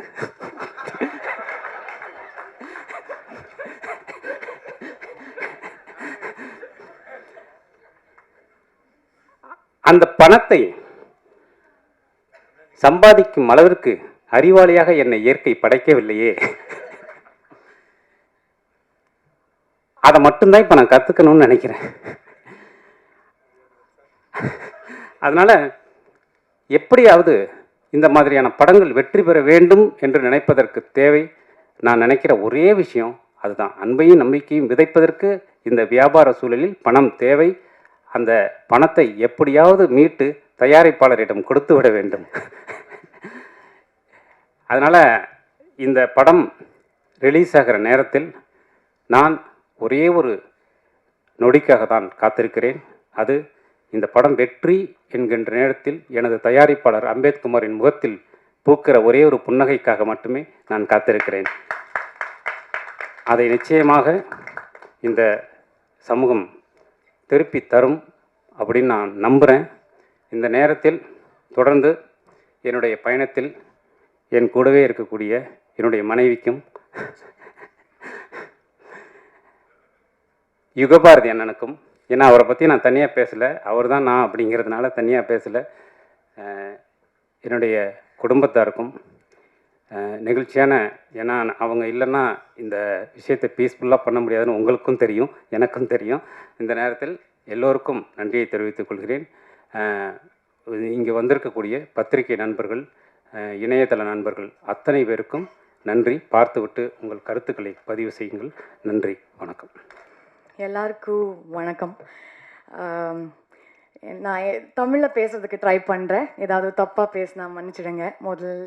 ஃபஸ்ட்டே சொல்கிறேன். ஃபர்ஸ்ட் ஆஃப் ஆல் இங்கே இருக்கிற எல்லா பெரிய டிரெக்டர்ஸ்க்கு ரொம்ப ரொம்ப நன்றி.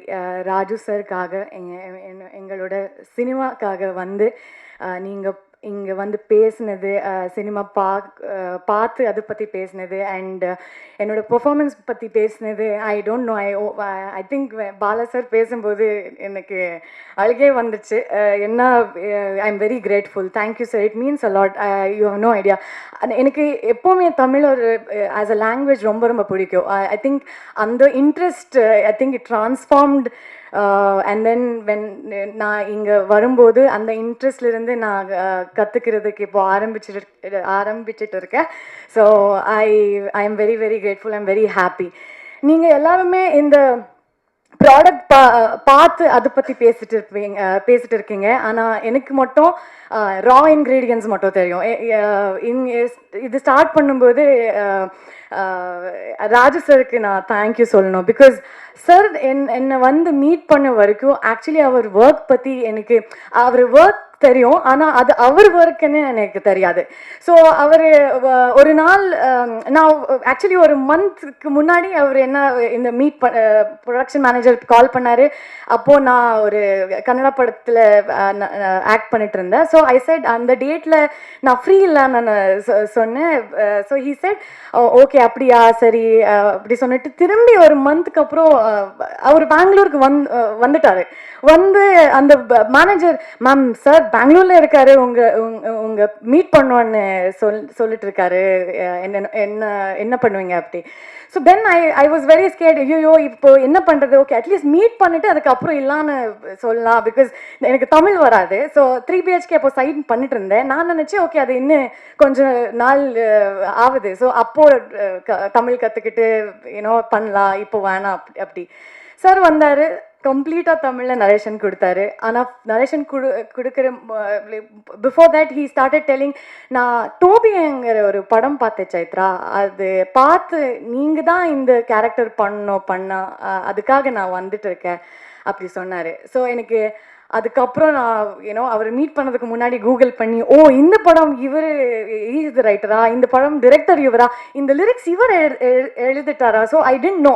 ஐ was so happy to know that such a big director came down to narrate this story to me. அங்கிறது எனக்கு பெரிய விஷயம் sir. as an artist it gives me an immense pleasure and I'm grateful. and நான் சொன்னேன் sir எனக்கு தமிழ் தெரியாது, நீங்கள் ஸ்ட்ரைட்டாக போய் ஒரு கோவில்பட்டி பண்ணுவீங்க, இங்கே என்ன பண்ணோன்னு நீங்கள் பண்ணுவீங்க சைத்தா எனக்கு தெரியும். இது ஃபர்ஸ்ட்லேருந்து ஆரம்பிச்சிலிருந்து இல்லி வரைக்கும் அதுதான் சொல்லிட்டு இருக்காரு. அவர் கூட நான் இன்னொரு பர்சனுக்கு ரொம்ப ரொம்ப தேங்க்யூ சொல்லணுன்னா, எங்கள் சினிமாவோட co director Arun Selvapandi sir. இந்த ஆக்சென்ட் இருக்கட்டும், இந்த இந்த இந்த பொண்ணு மாதிரி அந்த பாடி லாங்குவேஜ் எல்லாமே நான் எப்போவுமே கொஸ்டின்ஸ் கேட்டிருப்பேன். இவங்க ரெண்டு பேருமே என்ன பண்ணார்னா, எனக்கு தமிழ் தெரியாது, ஆனால் அவர் எல்லார்கிட்டையும் எங்கள் cinema assistant directors Vishnu, Deepali, Nagaraj, Praveen எல்லார்கிட்டையும் அவர் கூட தமிழில் பேசணும். என்ன பேசினாலும் பரவாயில்ல, அவர் தமிழ் பேசும்போது யாரும் கிண்டல் பண்ணக்கூடாது. இந்த மாதிரி ஒரு இது I think he informed all of them. நான் என்ன பேசினாலும் அவர் கிண்டல் பண்ணல. ஸோ அதனால தான் என்னோட confidence I think it it kept growing, and I could speak and at least learn. So Pandi சாருக்கு நான் தேங்க்யூ சொல்லணும். எல்லா சீன்ஸ்லேயும் அவர் பேஷண்ட்டாக எனக்கு அந்த தமிழில் டிஸ்கிரைப் பண்ணி நான் அது கன்னடாவில் ரைட் பண்ணி, so I used to do that. So அதுக்கு I am very very grateful. And of course நான் சசி சார் பற்றி ஆப்வியஸ்லி சொல்லணும், because he is such a big director, actor, and he's so many things, and on top of all of that he's an amazing human being. எனக்கு எங்கேயோ அது என்னோட first Tamil படம், first Tamil experience ஆன set அங்கிறது எனக்கு feel பண்ண விடல. So thank you so much sir, you been extremely kind. And நான் என்ன பண்ணாலும் என்ன இம்ப்ரூவைஸ் பண்ணாலும் சீன்ஸில் நீங்கள் அது சேர்ந்து you use to improvise with me, and you used to encourage me. I think that has gotten the best out of me. Adu sollna, I am fortunate to share screen space with Guru sir. I don't know, I'm very happy. Ipo in the event la enakku enna sonnanu theriyala, nandri mattum solla mudiyum. So Sean, I have to speak about Sean in the cinema ku, and the soul Sean nu solla, because first time la irundhe அவர் first reel paakumbodhe enakku call panni enna பண்ணிருக்கீங்க நீங்க அப்படி சொன்னாரு. So he was also a confidence booster throughout. So adu enakku I was very happy. So I have to thank Olympia Films and Ambed sir. Thank you so much for making me a part of your films. எல்லாரும் சொல்ல மாதிரி உங்க production ஹவுஸ்ல இருந்து very different stories வருது, and அது I think I recently watched DNA also. So everything is so different. So இது கூட I think எல்லா மக்களுக்கும் ரொம்ப பிடிச்ச போகுது நினைக்கிறேன். So I really want to thank all of them. Thank you so much, art director, costume designer, எல்லாருக்குமே நன்றி. So before I say thank you, I have to sing these lines, because இது என்னோட யுகபாரதி சார் இருக்காரு, எனக்கு தமிழ் தெரியாது, என்ன meaning என்ன தெரியாது, என்ன தமிழ் ஃப்ரெண்ட்ஸ் கிட்ட என்ன இவர் ரைட் பண்ணாரு, so they explained the lyrics to me, and it's so beautiful, Raju sir. So I have to sing those, and then I'll end this thing. Yes, akka.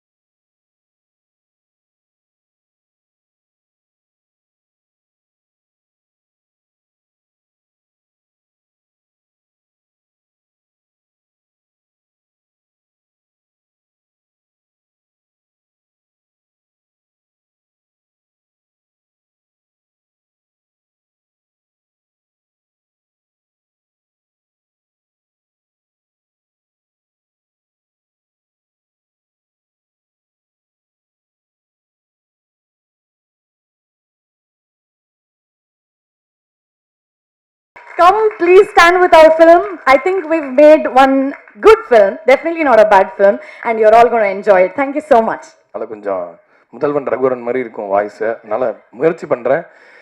நல்லா இல்லை இருக்காதுன்னு நிறுத்திடுறேன், இல்லை நீங்கள் கூட சொல்லிடலாம். பட் அதுக்கு முன்னாடி நான் இங்கே வந்திருக்கிற இந்த கலை உலக ஆளுமைகள் எல்லாருக்கும் ஒரு வணக்கம் சொல்லிக்கிறேன். ஏன்னா எல்லாருமே நம்ம பார்த்து நம்ம ரொம்ப பிரமிச்சு நம்மளை பாதிக்கக்கூடிய படைப்புகளை கொடுத்தவங்க. ஸோ எல்லாருக்கும் என்னுடைய வணக்கம். இந்த படத்தை வாழ்த்தியதற்கு. மயிலாட் படம் என்னோடய கெரியரில் எனக்கு ரொம்ப முக்கியமான படமாக நான் கருதுகிறேன். ஏன்னா அதுக்கு சில காரணங்கள் இருக்குது. ஆக்சுவலாக ஜோக்கர் படம் முதல்ல ராஜமுருகன் சார் என்னோட கிண்டியில் ஒரு ஸ்டுடியோ இருந்தது எனக்கு. அப்போ அந்த ஸ்டுடியோவில் ஒரு வாட்டி மீட் பண்ணும்போது சும்மா மீட் பண்ண வரேன் அப்படின்னு சொன்னார். நம்ம குக்கு ரொம்ப சக்ஸஸாக இருந்தது படம். என்னை மீட் பண்ண வந்தார். வந்துட்டு சும்மா வாங்கலை அப்படியே பேசுவோம் அப்படின்னாரு. சரி ஓகே பேசுவோம். திடீர்னு மீட் பண்ணுன்றாரு, கொஞ்சம் பேசுகிற தட்டே அப்படின்னா.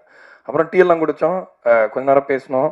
வழக்கமாக ஒரு குக்கு படத்துக்கு ஒர்க் பண்ண வரும்போதே அவரை டிஸ்ட்ராக்ட் தான் பண்ணிருப்போம். நானும் பிரதீபும் பேசி அவரை ரொம்ப டார்ச்சர் பண்ணுவோம். ஒரு வாட்டி சந்தோஷம் எங்கேயோ காணாமல் போயிட்டான். அந்த படம் வேலை முடிக்கிறதுக்காக ஆஸ்திரேலியா போயிருந்தான். அவர் ஒரு வாட்டி எங்களை பார்க்க வந்தார். பிரதீப் வீட்டில் தான், நானும் பிரதீப் உட்காந்து பேசிகிட்டு இருக்கோம். அவர் வந்தார், மீட் பண்ணுமா அப்படின்னு அதே மாதிரி வந்தார். திரும்ப அங்கே கனெக்ட் பண்ணிடுறேன். நாங்கள் ஏதோ பேசுகிறோம், பிரதீப் பேசுகிறான், அவரும் பேசுகிறாரு. ஆனால் எனக்கு ஏதோ ஒன்று புரியுது, தட் அவர் ஏதோ ஒன்று சொல்ல வந்திருக்காரு, ஆனால் நாங்கள் சொல்ல விடாமல் ரொம்ப அவரை என்கேஜ் பண்ணிருக்கோம் அப்படின்னு. ஒரு 3 மணி நேரம் ஆச்சு. அப்புறம் தயங்கி கிளம்பும் போது இந்த பாய்லாம் சொல்லுவோம்ல, அது மாதிரி ஒரு 10 பாய் முடிஞ்சிச்சு.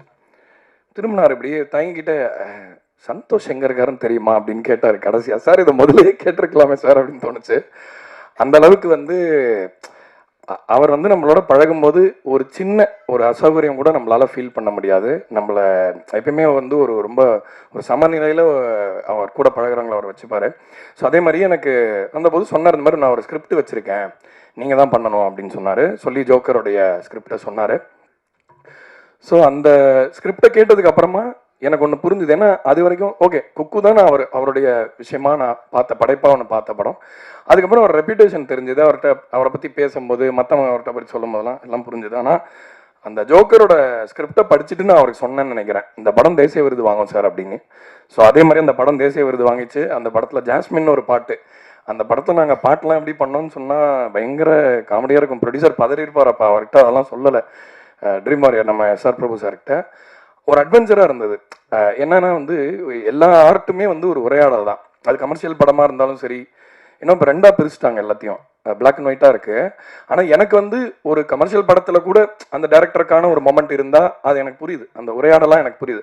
எல்லாரும் எல்லா நேரத்துலையும் எல்லாத்தையும் அட்ரஸ் பண்ணிடுறதில்ல. ஸோ அதனால் வந்து இந்த படம் வந்து பொதுவாக என்னென்னா இந்த சோஷியலாக கான்சியஸான படம் அப்படின்னாலே ஓ இவங்க கிளாஸ் எடுப்பாங்க போல இருக்குது அப்படின்றதான் இப்போ பரவாயில்ல அந்த கருத்தாக இருக்குது. ஒரு சோஷியலி கான்சியஸான சோஷியல் விஷயத்தை எஜுகேட் பண்ணி ஒரு படம் என்டர்டெயின் பண்ண முடியும் அப்படின்ற வரிசையில் மயிலாடு ஒரு தனித்துவமான முதல் படமாக இருக்கும் அப்படின்றதையும் நான் இந்த மேடையில் சொல்லிக்கிறேன்.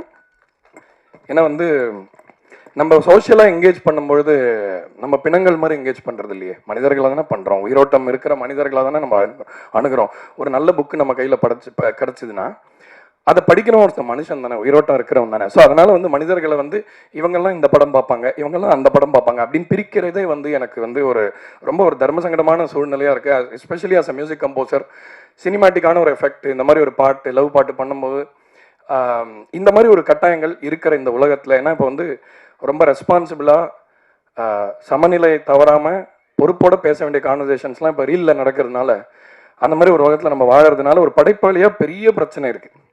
ஒரு நல்ல விஷயத்தை எடுத்து நம்ம ஜனங்கள்கிட்ட கொண்டு போகணும், ஒரு நல்ல பாட்டு பண்ணணும், அன்பொலிட்டடாக இருக்கணும் ஆர்ட்டு, ஒரு கான்வர்சேஷன் வந்து டைரெக்டாக இருக்கணும். இப்படியெல்லாம் நினைக்கும் பொழுது அதில் சில இது இருக்குது. நம்ம இண்டஸ்ட்ரிக்குள்ளேயே வந்து அதை பற்றின நிறைய இது இருக்குது. எதுக்காக இதெல்லாம் சொல்ல வரேன்னா, மயிலாடு படம் வந்து அவர்கிட்டருந்து நான் எதிர்பார்த்த படம் என்ன அப்படின்னா, ஓகே இதில் ராஜமுருகன் சாரோட நையாண்டி இருக்கும், அவரோட காமெடி ட்ராக் இருக்கும், அந்த பொலிட்டிக்கல் மேட்டர் இருக்கும், இது எல்லாமே இருக்கும்னு நினச்சா பயங்கர ஒரு கமர்ஷியலான ஒரு ஜனரஞ்சமான படத்தை நான் பார்த்தேன். முதல்ல இந்த படத்தை மியூசிக் இல்லாமல் நான் பார்க்கும்பொழுது ஓஹோ இவர் அந்த ஏரியாவுக்கு வந்துட்டார் போல இருக்கே அப்படின்னு. இது நிறைய பேருக்கு பயத்தை உண்டுபடுத்து. ஏன்னா இது இந்த படம்லாம் சும்மா பொழுதுபோக்குக்கு தாங்க அப்படின்னு சாக்கு இருக்குது இப்போ சினிமாவில். பரவாயில்ல, எதுக்கு எதையாவது சீரியஸாலாம் எதுக்கு பேசுகிறீங்க, எதுக்குங்க ஆழமாக பேசுகிறீங்க, கமர்ஷியலாக ஒரு படம் பண்ணுங்க அப்படின்றது எதுக்கான சாக்கு அப்படின்னா, அறிவாளிகள் இந்த கமர்ஷியல்ன்ற வார்த்தையிலேருந்து தள்ளி நின்னதுனால உருவான ஒரு சாக்கு அது. அந்த சாக்கை இனிமேல் சொல்ல முடியாதுன்னு நினைக்கிறேன். கமர்ஷியல் ஏரியாவுக்கு வந்துட்டார் நம்ம ஆளு, இனிமேல் அதை மாதிரி பேச முடியாது. அறிவாளிகள் மட்டும் இந்த ஜனரஞ்சகம் அப்படின்ற ஒரு விஷயத்தை கையில் எடுத்துட்டாங்கன்னா மிகப்பெரிய சூப்பர் பவராக மாறும். ஐ திங்க் அதுக்கு ஒரு பெரிய எக்ஸாம்பிள் வந்து நம்ம நண்பர் மாரி செல்வராஜ் அப்படின்னு நினைக்கிறேன். ஒவ்வொரு வாட்டியும் அவருடைய படத்தை பார்க்கும்பொழுது, இந்த விஷுவல் லாங்குவேஜையும் பார்க்கும்பொழுது, அந்த கான்வர்சேஷன் நடக்கும்பொழுது நான் நிறைய பேசியிருக்கேன் அவர்கிட்ட. ஆக்சுவலாக வாழை படம் பார்த்துட்டு நான் கிட்டத்தட்ட ஒரு 2.5 மணி நேரம் பேசினேன் அவர்கிட்ட. நேரம் இருக்கான்னு கூட நான் கேட்கல, அந்த கண்ணியம் கூட இல்லாமல் அவ்வளோ டிஸ்கஸ் பண்ணேன். ஆனால் அதை டிஸ்கஸ் பண்ணது என்னமோ அந்த படம் நம்ம கிளாஸ் எடுக்குதுன்ற ஸ்பேஸ்லேயே இல்லை, அந்த உலகத்துக்குள்ளே நான் அப்படியே தொலைஞ்சு போனேன். அந்த சின்ன பையனோட அந்த வாழ்க்கைக்குள்ளே, அவனோட மனசுக்குள்ளே, அவனோட உணர்ச்சிகளுக்குள்ளே நான் நீச்சல் அடிச்சுட்டு வந்த ஒரு ரசிகனா அந்த படத்தை பற்றி நான் பேசின ஞாபகம் எனக்கு இருக்குது. ஸோ அதனால் இந்த படம் வந்து எல்லாரும் நிறைய ஆழமான விஷயங்கள்லாம் பேசினாங்க. இருந்தாலும் ஆடியன்ஸ்க்கு ஒன்று சொல்லிக்கிறேன், இது ரொம்ப ஒரு என்டர்டெய்னிங்கான எங்கேஜிங்கான படம்ன்றதை நான் இங்கே பதிவு பண்ணிக்க கடமைப்பட்டிருக்கேன் அப்படின்ற விஷயத்தையும் சொல்லிக்கிறேன். அண்டு இந்த படத்தோட மியூசிக்கை பற்றி குறிப்பாக நான் அதில் ஒரு பெரிய பலம் அப்படின்னு சொல்லணுன்னா யுகபாரதி சார் தான். அவரோட வரிகள் வந்து எனக்கு ஒரு மருந்து. அதாவது ஃபார்மசியில் போய் மாத்திரை வாங்கி போட்டுக்கலாம் தலைவலிக்குதுன்னா, ஆனால் வீட்டில் அம்மா வந்தாச்சு வா அப்படின்னு சொல்லிட்டு இப்படி ஒன்று தடவி விடுவாங்க, அதில் சரியாக போயிடும். அந்த மாதிரி ஒரு எனக்கு ஒரு ஹீலர் அவரோட வார்த்தையோட என் இசை பயணிக்கும்போது என் இசை வந்து ஓ இதெல்லாம் நம்ம தான் பண்ணுறோமா, இதெல்லாம் நடக்குதா நம்ம பாட்டில் அப்படின்ற மாதிரி அந்த அளவுக்கு ஒரு பெரிய ஆற்றல் இருக்குது. என் மேலே ரொம்ப அன்பு இருக்கிற ஒரு மனிதர் அவர். எப்பயுமே எனக்கு நிறைய கிளாரிட்டி கொடுத்துருக்காரு. அதாவது நான் கேட்குற சில ஆர்வக்கோளாறான சில கேள்விகளுக்கெல்லாம் நிறைய விஷயத்தில் பொலிட்டிக்கல் கிளாரிட்டியோ இல்லை வந்து ஒரு மனிதனா என்னுடைய நிலை என்ன அப்படின்னு என்ன நிறைய கான்வர்சேஷன் மூலமாக அவர் உணர வச்சிருக்காரு. அவருக்கு என்னுடைய நன்றி. அப்புறம் அந்த படத்தை தயாரித்த அம்பேத்குமார் சார், அவரோட ஃபோன் கான்வர்சேஷனை பற்றி அவர் சொன்னார், நானும் கொஞ்சம் சொல்லிடுறேன். ராஜமுருகன் சாருடைய படைப்பு மேலே, படைப்பாளியாக அவர் மேலே எப்படி ஒரு அபிமானம் வச்சுருந்தா, எப்பேற்பட்ட ஒரு அபிமானம் வச்சுருந்தா, சார் எதுவும் யோசிக்காதீங்க சார், நீங்கள் எதுவுமே யோசிக்காதீங்க, சூப்பராக உங்கள் பெஸ்ட் ஒர்க் பண்ணுங்கள் சார், எந்த சப்போர்ட்டாக இருந்தாலும் நான் பண்ணுறேன் அப்படின்னு சொன்னார். ஸோ அது வந்து எனக்கு ரொம்ப சந்தோஷமாக இருந்தது. ஒரு ஆத்மார்த்தமான ப்ரொடியூசர், அவர் ரொம்ப ஆர்கானிக் பீஸ் அவர். ஸோ அதனால் எனக்கு ரொம்ப அவர் ப்ரொடியூசர் மாதிரியே நான் ஃபீல் பண்ணதில்லை. ஒரு மனிதராக தான் எனக்கு அவர் அப்படி தான் பழகியிருக்காரு. நானும் அவர்கிட்ட அப்படி தான் பழகியிருக்கேன்னு நினைக்கிறேன். ஒலிம்பியா மூவிஸில் ஒரு ரொம்ப ஸ்பெஷல் படமாக, காலத்தை தாண்டி நிற்கக்கூடிய படமாக இருக்கும் சார் மயிலாடு அப்படின்னு நான் நம்புகிறேன். அப்புறம் நிறைய பேர் அண்ணா என்னான்லாம் சொல்கிறீங்க. நம்மளுக்கு வந்து எனக்கு ரொம்ப நான் அண்ணான்னு சொல்லி பெருமைப்படுற ஒருத்தர் சசிகுமார் சார். ஒரு மனிதராகவும் சரி, ஒரு கலைஞனாகவும் சரி, நிறைய கற்றுக்க இருக்க அவர்கிட்ட. அவர் வந்து ஒரு பேஷன்ஸ்னு எடுத்தால் அவர் மலை மாதிரி இருக்கார். அப்படியே எல்லாத்தையும் தாங்கிட்டு, உள்வாங்கிட்டு, லேர்ன் பண்ணிக்கிட்டு, அப்சர்வ் பண்ணிக்கிட்டு, கவனம்னு பார்த்தா அப்படியே காற்று மாதிரி இருக்காரு. எங்கே வேணா போகிறாரு, எப்படி வேணா வராரு, ஃப்ளெக்சிபிளாக இருக்காரு. ஒரு இத்தனை வருஷம் சினிமாவில் இருந்து இவ்வளோ சாதிச்ச அந்த ஒரு ஏர் துளி கூட இல்லாமல் ஹம்பிள்னு சொல்லலாம் எல்லாரை பற்றியும். அவங்களே கூட சொல்லிக்கிறாங்க சில பேர், நான் சும்மா சிம்பிளானவன் அப்படின்லாம் சொல்லிக்கிறாங்க சில பேர். உண்மையிலே சிம்பிளான, மோஸ்ட் கிரவுண்டடான, நியாயமான ஒரு ரொம்ப சிறந்த மனிதர் அப்படின்னா நான் அவரை தான் சொல்லுவேன். என்னோட அண்ணன் சசிகுமார் சார் இந்த படத்தை அதான் நான் அந்த எசகாதா பாட்டை பற்றி இன்னொரு இன்டர்வியூவில் சொல்லியிருந்தேன். எல்லா படத்தையும் பாட்டு பண்ணுறோம், தேன் சுடுறேன்னு ஒரு பாட்டு பண்ணுறோம், எழுத கதையோன்ற பாட்டு பண்ணுறோம். ஆனால் ஒரு நிஜமாகவே ஒரு கேரக்டர் தான் ஒரு பாட்டை வாங்க முடியும் நம்மகிட்டேருந்து. ஒரு டைரக்டர் சொல்லலாம் நல்லா பாட்டு போடு அப்படின்னு, நம்ம அறிவு போடணும்ல. ஆனால் ஒரு இமேஜை பார்க்கும்பொழுதோ, ஒருத்தர் முகத்தை பார்க்கும்போதோ ஒரு பாதிப்பு ஏற்படும். எனக்கு வந்து முகைமழை பாட்டிலையுமே நான் அதை உணர்ந்தேன். ஒரு மாதிரி ஒரு ஹீலிங்கான ஒரு கேரக்டர். அதாவது ஒருத்தர் நல்லவர்னு நம்ம பார்த்தா நம்ப முடியணும்ல.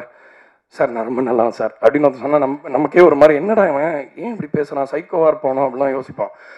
ஆனால் வந்து அவரை பற்றி எப்பயுமே எங்கெல்லாம் அவருக்கு ஏற்றம் இருக்க முடியுமோ அங்கே அவர் ஏறவே மாட்டார். இன்னொருத்தனை ஏற்றி தான் விடுவார் எப்பயுமே. அவருக்கு சொல்லணுன்ற அவசியமே இல்லை. அவ்வளோ டூரிஸ்ட் ஃபேமிலியோட இசையை பற்றி அவ்வளோ நேரம் கிட்ட பேசிகிட்டு இருந்தார். பட் எனக்கு தெரியும் அவர் அந்த படத்துக்கு பெரிய பலம்னு. அதே மாதிரி மயிலாட் படத்துடைய மிகப்பெரிய ஒரு பலம் எங்கள் சைடில் வந்து ஒரு 1000 யானைகள் நிற்கிற மாதிரி நான் ஒரு ஃபீல் பண்ணுறேன் சசி சாரோட ப்ரெசன்ஸை. இந்த மாதிரி படத்தெல்லாம் யாராவது எழுதுனீங்கன்னா தயவு செய்து அவர்கிட்ட மட்டும்தான் போங்க, அவர் மட்டும் தான் பண்ண முடியும். வேறட்டியா பண்ணவும் முடியாது, அவங்களும் விரும்ப மாட்டாங்க. அதனால நல்ல படங்கள், நல்ல கதாபாத்திரங்கள், ஒரு மேஸ்குலைனான ஒரு கேரக்டர்ஸ், ஒரு வாழ்க்கையை முழுசாக பார்த்த ஒரு மிடில் ஏஜில் இருக்கிற அந்த மனிதனுடைய அந்த பாயிண்ட் ஆஃப் வியூ வந்து சினிமாவில் ரொம்ப மிஸ் ஆகுது. நம்ம கல்ட்டுன்னு சொல்கிற எல்லாருமே வளர்ந்த மனிதர்களோட இதுதான். டீனேஜ் பருவம்ன்றது மட்டுமே சினிமாவோட மையம் கிடையாது. ஸோ அதனால் வந்து சசி சார் அந்த ஒரு இடத்த வந்து ரொம்ப ஹோல்ட் பண்ணுறாருன்னு நினைக்கிறேன். நிறைய படைப்பாளிகளுக்கு அவர் பெரிய ஒரு ஹோப்பாக இருக்கார். ஸோ ரொம்ப நன்றி சார். திரும்ப இந்த படம் நம்மளுக்கு ஒரு வெற்றி படமாக இருக்குன்றது அந்த நம்பிக்கை எனக்கு இருக்குது. கண்டிப்பாக அது ஒரு வாரத்தில் நடந்துடும். ஸோ அதுக்கப்புறம் நம்ம செலிப்ரேட் பண்ணுவோம். ஸோ குரு சோமசுந்தரம் சார் அகைன் ஜோக்கரில் வந்து ஒரு சீன் இருக்குது. அவர் ஒய்ஃப் கிட்ட போயிட்டு அவர் முதல்ல ஹாஃப் எப்படி இருக்கும்னா ஏன்னா மென்டல் மாதிரி இருக்கா அந்த ஆள் அப்படின்னு. திடீர்னு ஒய்ஃப்கிட்ட பேசும்பொழுது அப்படியே ஃப்ளிப் ஆவார். அதாவது எனக்கு ஞாபகம் இருக்கு, இதே பிரசாத் ஸ்டுடியோவில் நான் சொன்னேன் வந்து அவர் ஒரு பெரிய ஸ்டாருங்க, ஒரு பெரிய ஒரு வெட்டரன் ஆக்டர். அதாவது வந்து ஒருத்தர் வந்து இவர் இல்லைன்னா இனிமேல் என்ன பண்ணுறது அப்படின்ற கேள்வி வரும்ல, அந்த இடத்துல தான் அவர் இருக்காருன்னு நினைக்கிறேன். அப்பேற்பட்ட ஒரு மேலிபிளான ஒரு ஆக்டர், அவ்வளோ இன்ஸ்பைரிங். அவர் முகத்தை பார்த்தாலே மியூசிக் வரும். செல்லம்மா பாட்டுலாம் அவரோட எக்ஸ்பிரஷன் பார்த்த உடனே வந்துருச்சு அப்படியே டியூனு. அந்த மாதிரி ஒரு நடிகர், நான் ரொம்ப வியக்கிற ஒரு ஆர்டிஸ்ட். பாட்டில் ராதாவும் அவருக்காக பண்ணியிருந்தேன். அண்ட் கடைசியாக ஒன்று சொல்லிக்கிறேன். நான் அதான் மியூசிக் பற்றி எதுவுமே பேசலன்னு நினைக்கிறேன். பட் நான் ரொம்ப உணர்ச்சி வசப்பட்டேன்னு, நான் எல்லாரும் பேசுகிறத பார்த்து எனக்கும் சைத்ரா பற்றி சொல்லாமல் இருக்க முடியாது. நான் வந்து இந்த படம் முதல் பார்த்துட்டு ரொம்ப சர்ப்ரைஸ் ஆனது அவங்கள பார்த்து தான். ஏன்னா எனக்கு தெரியும் அவங்க ஆல்ரெடி பண்ண படங்கள் பார்த்துருக்கேன். பட் வந்து ஒரு கோவில்பட்டி பொண்ணாக வந்து என்னால் இமேஜின் பண்ண முடியல உண்மையிலேயே. சரி ஓகே ஏதாவது பண்ணியிருப்பாங்க அப்படின்னு பார்த்தா ரொம்ப நான் இம்ப்ரெஸ் ஆனேன். I think you are just mat.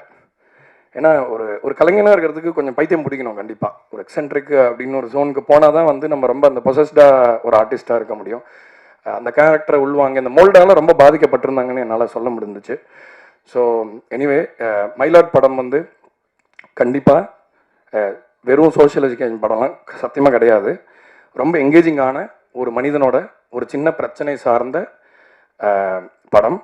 அந்த படம் சில கேள்விகளை எழுப்பும் கண்டிப்பாக, ஆனால் ரொம்ப அழுத்தமான பதில்களையும் சொல்ல போகுது அந்த படம். ரொம்ப ஒரு மனிதத்தை பற்றி, ஏன்னா நமக்கும் ஏன்னா மிருகங்கள் கூட கூட்டமாக இருக்கும். ஆனால் ஒரு தனி மனிதனோட ஆற்றல், ஒரு தனி மனிதனோட ஒரு பவர், அவன் மனிதனா எடுக்கிற அந்த பாயிண்ட் ஆஃப் வியூ எவ்வளோ இம்பார்ட்டன்ட்னு பேச போகிற படம். இதை உங்கள் குழந்தைங்களுக்கும் காட்டுங்க. இந்த படம் வந்து ரொம்ப ரொம்ப ஒரு முக்கியமான, நம்ம தமிழ் சினிமா ஆடியன்ஸ் மிஸ் பண்ணிடக்கூடாது, தமிழ் உணர்ச்சி இருக்கிற படம். தமிழ் உணர்வு, அதாவது நம்ம தமிழ் உணர்ச்சியை கடத்தக்கூடிய ஒரு படமாக தான் நான் இதை பார்க்குறேன். இந்த படத்தோட மியூசிக் உங்களுக்கு ரொம்ப பிடிக்கும்னு நினைக்கிறேன். 2 பாட்டு தான் ரிலீஸ் ஆயிருக்கு. என்டையர் ஆல்பம், இதோட ஸ்கோர், இதில் உழைச்ச அத்தனை மியூசிஷியன்ஸ்க்கும், இன்னும் 2 பாடல்கள் எழுதிய ராஜமுருகன் சாருக்கும், அவரும் 2 பாட்டு எழுதியிருக்காரு, ரொம்ப ஸ்பெஷலான 2 பாடல்கள். இங்கே மீனாட்சி இளையராஜா வந்திருக்காங்க. இந்த படத்தில் ஒரு கிளைமேக்ஸ் பாட்டு பாடியிருக்காங்க, ரொம்ப பேசப்படும்னு நினைக்கிறேன் அந்த பாட்டு. மற்ற இசைக்கலைஞர்கள், தொழில்நுட்பமாக இந்த படத்துக்கு மிக்ஸ் பண்ண அஸ்வின் ஜார்ஜான், என்னோட அசிஸ்டன்ட் சபரி, எல்லாருக்கும் தேங்க்ஸ் சொல்லிக்கிறேன். ஏன்னா இந்த படம் கண்டிப்பாக ஒரு ட்ரீட்டாக இருக்கும். கண்டிப்பாக தேட்டரில் போய் Feb 13th பாருங்கள். இந்த படத்துக்கு உங்கள் சப்போர்ட், நீங்கள் சப்போர்ட் பண்ணுங்கன்னு நான் கேட்கல, உங்கள் சப்போர்ட் தேவை இந்த படத்துக்குன்னு சொல்லி உரையை முடிச்சுக்கிறேன். வணக்கம். எல்லோருக்கும் வணக்கம்.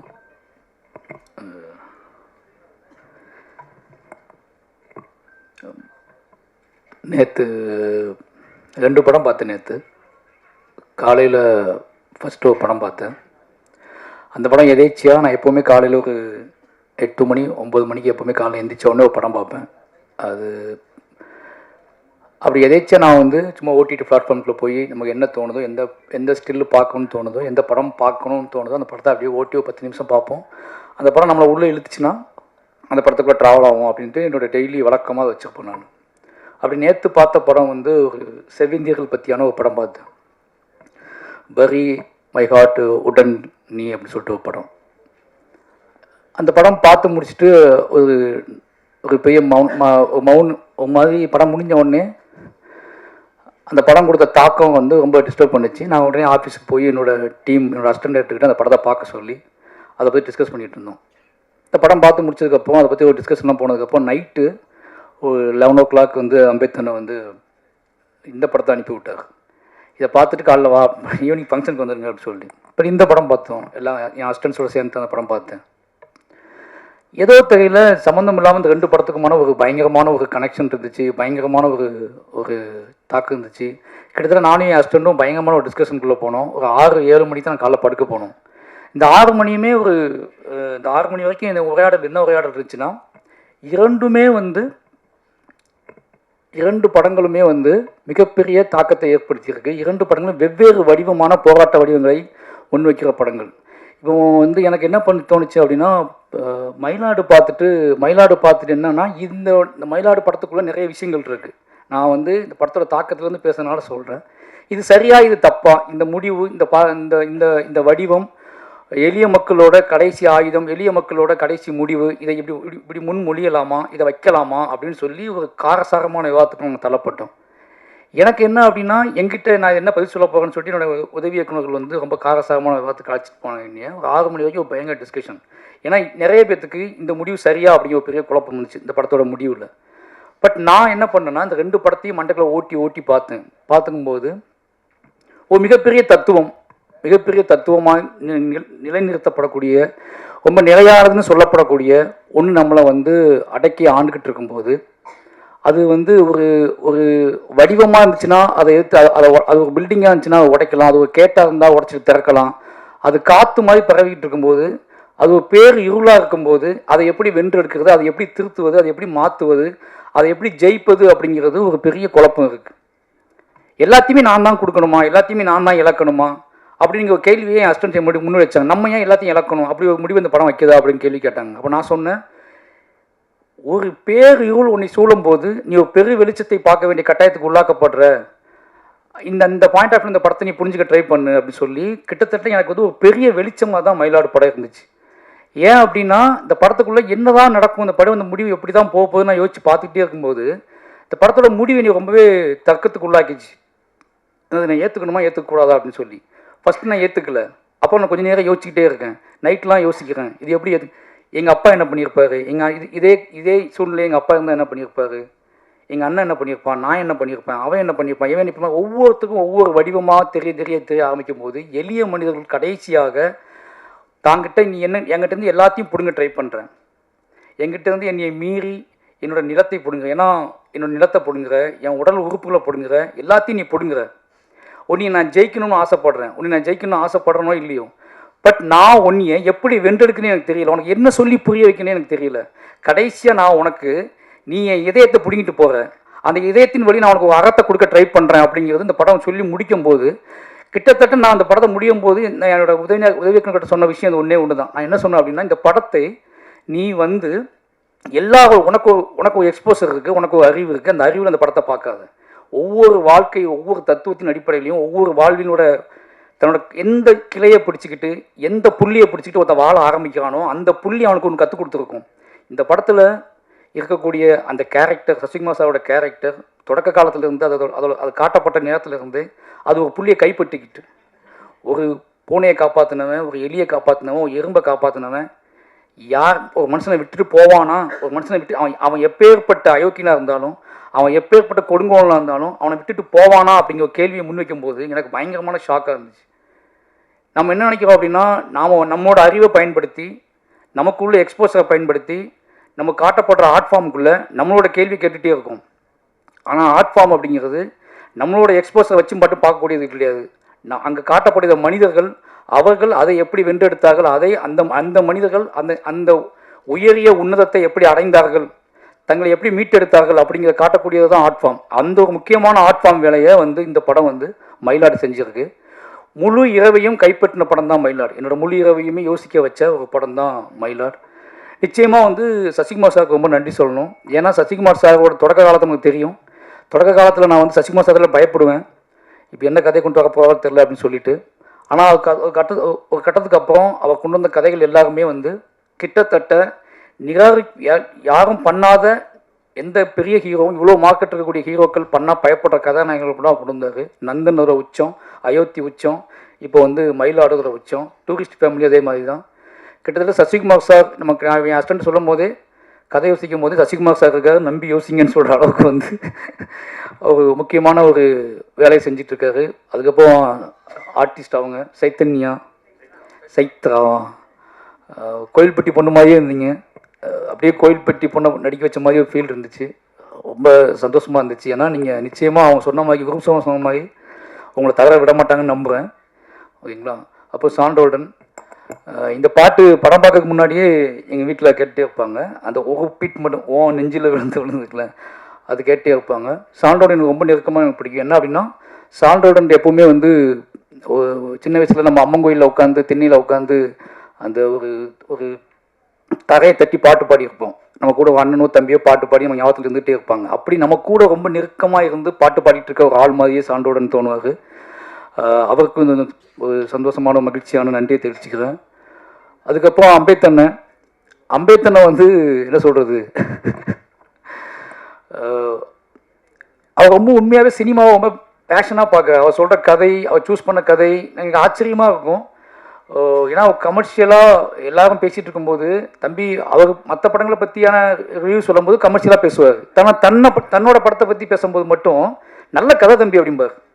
மற்ற படம் சார் என்ன படம் விட்டுருக்கு அப்படின்னு கேட்டால் அது ஒன்றும் ஒப்பேராது போல இருக்க அப்படிம்பார். ஒன்றும் இல்லை தம்பி, சுவாரஸ்யமாகவே இல்லை, ரொம்ப லேகாக இருக்குது அப்படி இப்படிம்பார். சரி உங்கள் படம் எப்படின்னு கேட்டால் படம் ரிலீஸ் ஆக மட்டும் கேட்போம், எப்படி வந்திருக்கு படம் அப்படின்னா, தம்பி எப்படி வந்திருக்கு ஒரு நல்ல கதை தம்பி அப்படிம்பார். அந்த ஒரு பெரிய அவர் சூஸ் பண்ணுற கதைகள் இருக்குல்ல, அது நிச்சயமாகவே அவருக்கு ஏதோ ஒரு பாயிண்ட் அந்த கதைக்குள்ளே இருக்கணும்.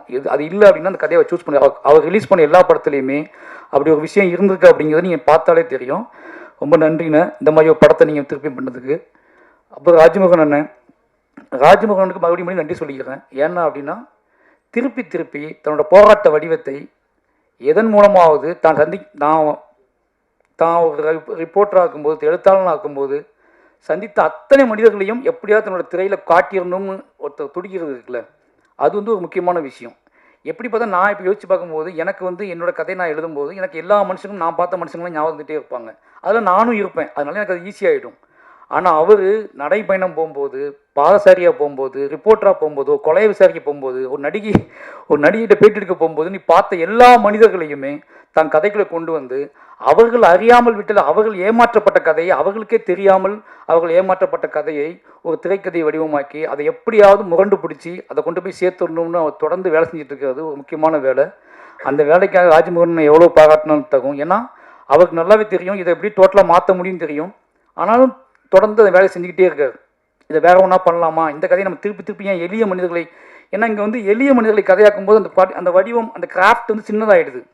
அதுவே பாதியத்துக்கு ஒரு பயத்தை கொடுத்துருது. ஏன்னா எல்லாருமே சின்னதாக தெரியுவாங்க. அது நம்மளோட கிராஃப்டே சின்னதாக மாதிரி நமக்கு சந்தேகம் கொடுத்துரும். ஆனால் அதுக்குள் அந்த கிராஃப்ட்டுக்குள்ளே அந்த சின்ன எளிய மனிதர்களை உள்ளே வச்சுக்கிட்டு தன்னோட பகடியின் மூலமாக தாங்கிட்ட இருக்கக்கூடிய ஒரு பார்வையின் மூலமாக ஒரு நீங்கள் அறியாத ஒரு உண்மையை உங்களுக்கு கடத்தி அது ஒரு மிகப்பெரிய ஒரு உங்களை வெக்கி தலைகுனியை வச்சு இப்படிமா மனுஷங்க இருக்காங்க அப்படின்னு சொல்லி உங்களை அந்த படத்தை உள்வாங்க வச்சு ஜெயிக்கிற ஒரு வேலையை வந்து ராஜ்மோகனை பண்ணிகிட்டே இருக்காரு. அதனால் ராஜ்மோகனுக்கு எப்போவுமே வந்து தமிழ் சினிமா ஒரு நன்றிக்கடன் பட்டிருக்கு. ஏன்னா இப்படியாப்பட்ட மனிதர்கள், இப்படியாப்பட்ட இயக்குநர்கள் இருக்கணும் அப்படிங்கிறது எனக்கே நிறைய விஷயங்கள் தெரிய ஆரம்பிக்குது. அதனால் ராஜ்மோகனுக்கு எவ்வளோ நன்றி சொன்னாலும் பத்தாது. மற்றபடி மொத்த டீமுக்குமே மிகச்சிறிய குரும்சாமி எனக்கு ரொம்ப ஆச்சரியமாக இருந்துச்சு. அது ராஜ்மோகன் எப்படி அது இந்த ஏதோ யூனிவர்ஸ்னு சொல்லுவாங்களா, அந்த யூனிவர்ஸ்லேருந்து வேறு உருவம் கொண்டு ஜோக்கர் கிளம்பி வந்து அது ஜோக்கர் கெட்டப்போ அவங்களுக்கு கொடுத்துருக்காங்க. ஜோக்கர் படத்தில் ஒரு கெட்டப் இருக்குள்ள, நம்ம அந்த ஜோக்கர் அந்த கெட்டப் போட்டு நீங்கள் உங்களோட பாடி லாங்குவேஜ், உங்கள் ஸ்டைலு அது ரொம்ப என்ன சொன்னால் விளையாட்டாக சிரித்து பார்த்துட்டோம். திடீர்னு படம் முடிஞ்சு பார்க்கும்போது யோசிக்கும்போது நம்ம திருநெல்வேலியில் ஒரு போர்டு மாட்டி ஒரு பத்திரிக்கை வேலை பார்த்துட்டு இருந்துப்பாங்கல்ல, சீரியஸாக வேலை பார்த்துட்டு இருந்துப்பாங்க. இன்றைக்கி சோசியல் மீடியா இருக்கும்போது நமக்கு வந்து ஈஸியாக எல்லாரையும் திட்டிட முடியுது, தான் யாருன்னு காமிச்சிட முடியுது, ஏதோ வகையில் தனக்கு ஒன்று கிடைக்குதுங்கிறதுக்கு தெரியுது. ஆனால் ஆரம்ப காலகட்டத்தில் இந்த மாதிரி எங்கேயோ ஒருத்தங்க இருந்துக்கிட்டு எழுதிக்கிட்டே இருப்பாங்க, செஞ்சுக்கிட்டே இருப்பாங்க, கம்ப்ளைண்ட் போட்டுக்கிட்டே இருப்பாங்க, மக்கள்கிட்ட போய் எப்படியாவது சொல்லணும் துடிப்பாங்க அந்த உண்மையை. அப்படியாப்பட்ட மனிதர்களை நீங்கள் ஞாபகப்படுத்திட்டே இருக்கீங்க அப்படின்ட்டு இருக்கு. அந்த கேரக்டர்ஸும் சரி, ஜோக்கரும் சரி, அப்படியாப்பட்ட மனிதர்களை நமக்கு ஞாபகப்படுத்திட்டே இருக்குல்ல, அதுவும் பயங்கரமான எமோஷனலான ஒரு வேலை. இந்த கேரக்டர் அந்த திருப்பி ஞாபகப்படுத்துச்சு. நான் லா காலேஜ் படிக்கும்போது லா காலேஜ் வாசலில் நின்று ஒருத்தர் ஒத்திலே நின்று போராட்டம் பண்ணிகிட்டு இருப்பார், தனியாக நின்று போராடுவார், எழுதி போட்டு போவார். அவர் முகத்தை எனக்கு திருப்பி ஞாபகப்படுத்துச்சு. அதுக்காக உங்களுக்கு ஏன்னா நீங்கள் கொண்டு வர கேரக்டர் வந்து என்ன அப்படின்னா அதுக்குள்ள பகடி இருக்குல்ல, அந்த பகடிக்குள்ளேயே உங்களோட உடல் மொழி கைவிடப்பட்ட ஒரு மனுஷன். எனக்கு அப்போ தான் தோணுச்சு, உங்களுக்கு ஹஸ்பண்ட் இல்லை, உங்களுக்கு குழந்தை இல்லையா, அந்த படத்தில் வந்து உங்கள் குழந்தை இல்லை, உங்கள் ஒய்ஃபை காட்டலை, உங்கள் வீட்டை காட்டலை அப்படிங்கும்போது இது வந்து ஒரு மெட்டஃபராக எனக்கு பயங்கரமாக டிஸ்டர்ப் பண்ணிச்சு. இவர் எங்கே சாப்பிடுவார், எங்கே தூங்குவார், இவர் யாருக்கு முத்தம் கொடுப்பாரு, இவர் யார் மடியில் போய் படுத்துக்குவார், இவ்வளோ அடியை வாங்கியிருக்காருல்ல, இவருக்கு யார் ஒத்தலம் கொடுத்துருப்பா, இவ்வளோ விஷயங்கள் வந்துட்டு போயிட்டே இருந்துச்சு. அப்படியாப்பட்ட மனிதர்கள் இருக்காங்க அப்படிங்கிறது வந்து ஒரு பெரிய மன உளைச்சலையும் என்ன சொல்கிறது, அவங்களை ரெகனைஸ் பண்ணி அவங்களை பாராட்டக்கூடிய ஒரு படமாகவும் இந்த படம் இருந்துச்சு அப்படிங்கிற ஒரு பெரிய சந்தோஷம். நிச்சயமாகவே மயிலாடு வந்து இன்றைக்கி நீங்கள் பார்க்குற சினிமாக்கள் நீங்கள் ஏன்னா நம்ம வந்து பயங்கர நிறைய முன் தீர்மானத்தோட ஜட்ஜ்மெண்டலோட நம்ம வந்து நிறைய சினிமாக்களை அணுகிறோம். ஒரு சின்ன டைம் கூட கொடுக்கறது இல்லை. நம்ம சின்ன விஷயங்கள் கூட நம்ம வந்து என்ன பண்ணுறோன்னா அவங்கவுங்க மொழியில் அவங்கவுங்க கதையை சொல்கிறதுக்கு நம்ம விருப்பப்பட்டது இல்லை. நீங்கள் உங்களுக்கு பிடித்தமான மொழியில் கதை சொல்லணும்னு நீங்கள் கேட்குறீங்க. அப்படிங்கிற இடத்துக்கு சினிமா கொண்டு தள்ளி நிப்பாட்டிருக்காங்க. இங்கே யாரெல்லாம் சினிமாக்குள்ளே யார் வேணாலும், எப்படி மீடியாக்குள்ளே நீ யார் வேணாலும் வந்து என்னென்ன மொழியில் வேணாலும் எப்படியாப்பட்ட உடல் மொழியோடும் ஒரு வீடியோ பேசி போட முடியுமோ அதே மாதிரி தான் சினிமாவும் நீங்கள் ஆகியிருக்கு. சினிமாக்குள்ளே நிறைய மனிதர்கள் உள்ளே வந்து தனக்கு தெரிஞ்ச மொழியில் தனக்கு தெரிஞ்ச வாழ்க்கையை ரொம்ப ஆணித்தரமாகவும் தனக்கு கிடைச்ச சொற்ப விஷயங்களை வச்சுக்கிட்டு ரொம்ப முக்கியமான விஷயத்தை கடத்திட்டு போயிடுறாங்க. அப்படி ஒரு ரொம்ப காம்பேக்டாக ரொம்ப நல்ல நீட்டாக ஒரு கமர்ஷியல் பேக்கேஜோடு மட்டும் இல்லாமல், கமர்ஷியல் மீன்ஸ் நான் சொல்கிறது என்ன அப்படின்னா, நீங்கள் சினிமா பார்க்க வரீங்க, எங்கள் சினிமா இந்த கதைக்கு முன்னாடி இந்த கதை இன்னும் 2.5 மணி நேரம் தாக்கு பிடிக்குமா அப்படிங்கிற கேள்வியோடு தான் உட்காருங்க. அதுக்கப்புறம் தான் கதைக்கு முக்கியத்துவம் கொடுக்குறாங்க.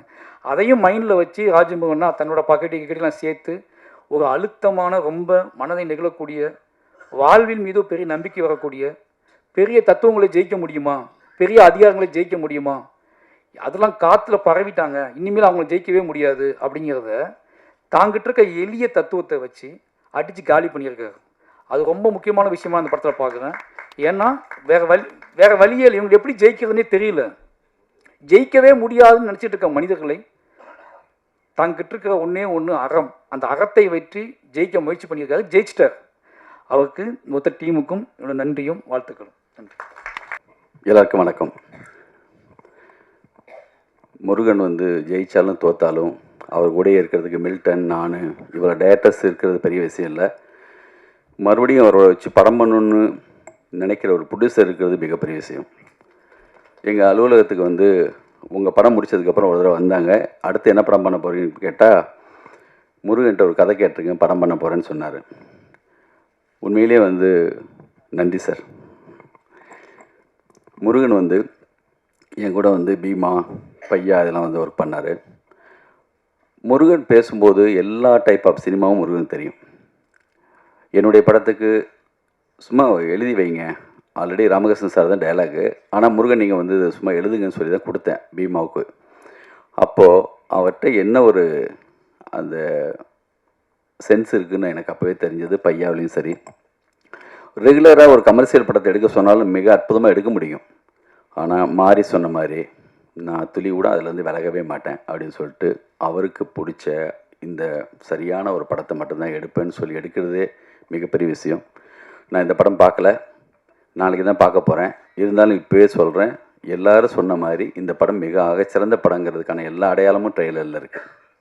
மிக அற்புதமாக இருந்துச்சு. சசிகுமார் சார் வந்து என்னென்னா, ஒரு சிலர் தான் தோத்தாலும் ஜெயித்தாலும் ஜனங்களுக்கு வந்து தன்னைக்கிட்ட இந்த ஓன் பண்ணிப்பாங்க. அப்படி வந்து அவரை வந்து சசிகுமாரில் நம்ம அப்படி ஒரு பெரிய ஒரு அன்பும் பாசமும் எல்லா காலகட்டத்திலையும் ஜனங்கக்கிட்ட எப்பயுமே உங்கள் மேலே இருக்குது சார். அது உங்கள்கிட்ட இருக்கிற அந்த சிரிப்பு, அந்த இன்னசென்ட், அது வந்து எப்பயுமே இழக்காமல் இன்றைக்கும் வச்சுருக்கீங்க. அதுதான் மிகப்பெரிய தகுதி. வாழ்த்துக்கள் சார். அந்த பொண்ணை பார்க்குறப்ப பாலுமகேந்திர சார் படத்தில் வர சோபா மாதிரி இருக்குது. அந்த முத்தம் கொடுத்த அந்த ஒரு இடம் போதும், அவ்வளோ அழகாக லட்சணமாக இருந்துச்சு. சதுரங்க வேட்டை அந்த படத்தில் தான் இந்த மியூசிக் டைரக்டர் நாங்கள் ரிலீஸ் பண்ண படம். இன்றைக்கி வரைக்கும் ரொம்ப அழகாக பண்ணிகிட்ருக்காரு, சரியான படங்களாக பண்ணிகிட்ருக்காரு. வாழ்த்துக்கள். குரு சோமசுந்தரம், ஜோக்கர், மறுபடியும் கூப்பிட்டோன்னா வந்திருக்கீங்க, நன்றி. இந்த படத்தில் மற்ற எல்லாருக்குமே என்னுடைய வாழ்த்துக்கள். முருகன் மறுபடியும் மிக சரியான ஒரு படம் வர்றதுக்கான எல்லா அடையாளமும் இந்த ட்ரெய்லரில் தெரியுது. நாளைக்கு நான் படம் பார்க்குறேன். நிச்சயமாக ஜனங்களும் கண்டிப்பாக இந்த படத்தை வந்து மாறி இவ்வளோ தூரம் சொல்கிறேன் அப்படின்னா, இன்றைக்கி மாரியுடைய காலம். அது வந்து தொடர்ந்து அந்த படங்கள் பார்க்குற பைசன்லாம் வந்து என்னென்னா மிக ஆகச்சிறந்த ஒரு படம். உங்களுக்கு முன்னோடி மணிரத்னம் எனக்கு ஹீரோன்னா, அவர் மேடையில் பாலா சார் மேடையில் மணிரத்னம் சொல்கிறார் என்னுடைய ஹீரோன்னு சொல்லி. உண்மையிலே இந்த மாதிரி படங்களுக்கு எல்லாம் வந்து எங்களுக்கு எல்லாருக்குமான முன்னோடி அவங்க தான். இந்த விழாவே மிக அற்புதமான விழா. என்னுடைய குருநாதர், நான் முதல் படம் ஒர்க் பண்ண வெங்கடேஷ் சார் வந்திருக்காரு. எல்லாருக்கும் என்னுடைய நீரக்ஷா, ரொம்ப அற்புதமான ஒரு கேமராமேன். எது இல்லாட்டினாலுமே டென்ஷன் ஆக மாட்டார் எப்பயுமே. வரட்டும் சார், பார்த்துக்கலாம் சார் அடிப்பார். எனக்கு சண்டைக்கோழியும் கூட ஒர்க் பண்ணார், வேட்டை ஒர்க் பண்ணார், அவருக்கும் வாழ்த்துக்கள். இந்த படம் மிக சிறந்த படமாக இருக்குங்கிறதுல சந்தேகமே இல்லை. நன்றி, வணக்கம். எல்லாருக்கும் வணக்கம். இந்த ஆடியோ லான்ச்சுக்கு வந்திருக்கிற இந்த படத்துக்கு சம்மந்தப்பட்ட, திரைத்துறைக்கு சம்மந்தப்பட்ட எல்லாருக்கும் வணக்கம். மற்றும் ஊடக நண்பர்கள் எல்லாருக்கும் வணக்கம்.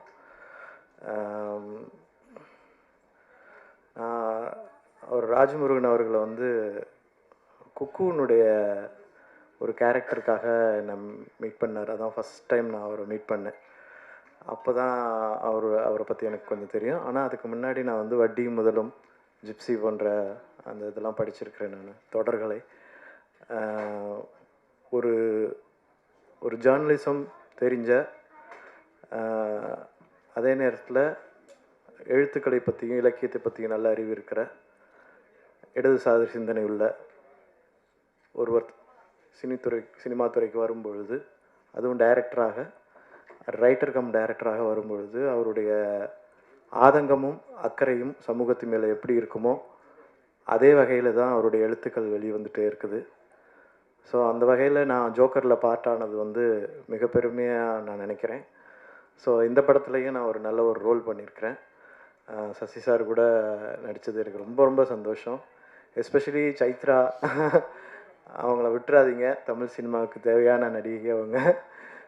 ரொம்ப நல்லா நடிச்சிருக்கிறாங்க. மற்ற எல்லா கேரக்டர்ஸும் ரொம்ப ரொம்ப நல்லா பண்ணியிருக்கிறாங்க. ரெண்டாவது, இந்த விழாவின் நாயகனான ஷான் ரோல்டன் அவர்கள் வந்து நிறையா பேசணும். நாங்கள் நேற்றுக்கு வந்து ஒரு இன்டர்வியூவில் இருந்தபோது தான் நிறையா பேசினோம். அதனால் இப்போ என்ன பேசுகிறதுன்னு தெரியல. ஸோ எல்லாருடைய பேச்சுக்கள்லேயும் தெரிஞ்சது வந்து ஒரு வாழ்க்கையை வந்து முழுமையாக பார்த்து அதனுடைய சுகதுக்கங்கள் அனுபவித்து அதுலேருந்து ஒரு ஆர்ட் ஃபார்மை எடுத்து அதில் மெனக்கட்டு ஒரு வேலை செஞ்சு ஒரு தனி நிகர் ஒரு அடையாளமாக இங்கே எல்லோரும் உட்காந்துருக்குறோம். அதுக்கு காரணமே ஒவ்வொருத்தர் மனசில் இருக்கிற ஆதங்கமும் அதோடு கூடிய ஒரு அக்கறையுமாக தான் நான் பார்க்குறேன். ஸோ அதுதான் வந்து ஒரு ஒரு நல்ல சினிமாவை, மக்களுக்கான சினிமாவை எடுக்கிறதுக்கும் அதுக்கு உறுதுணை ஆகிறதுக்கும் உதவுது.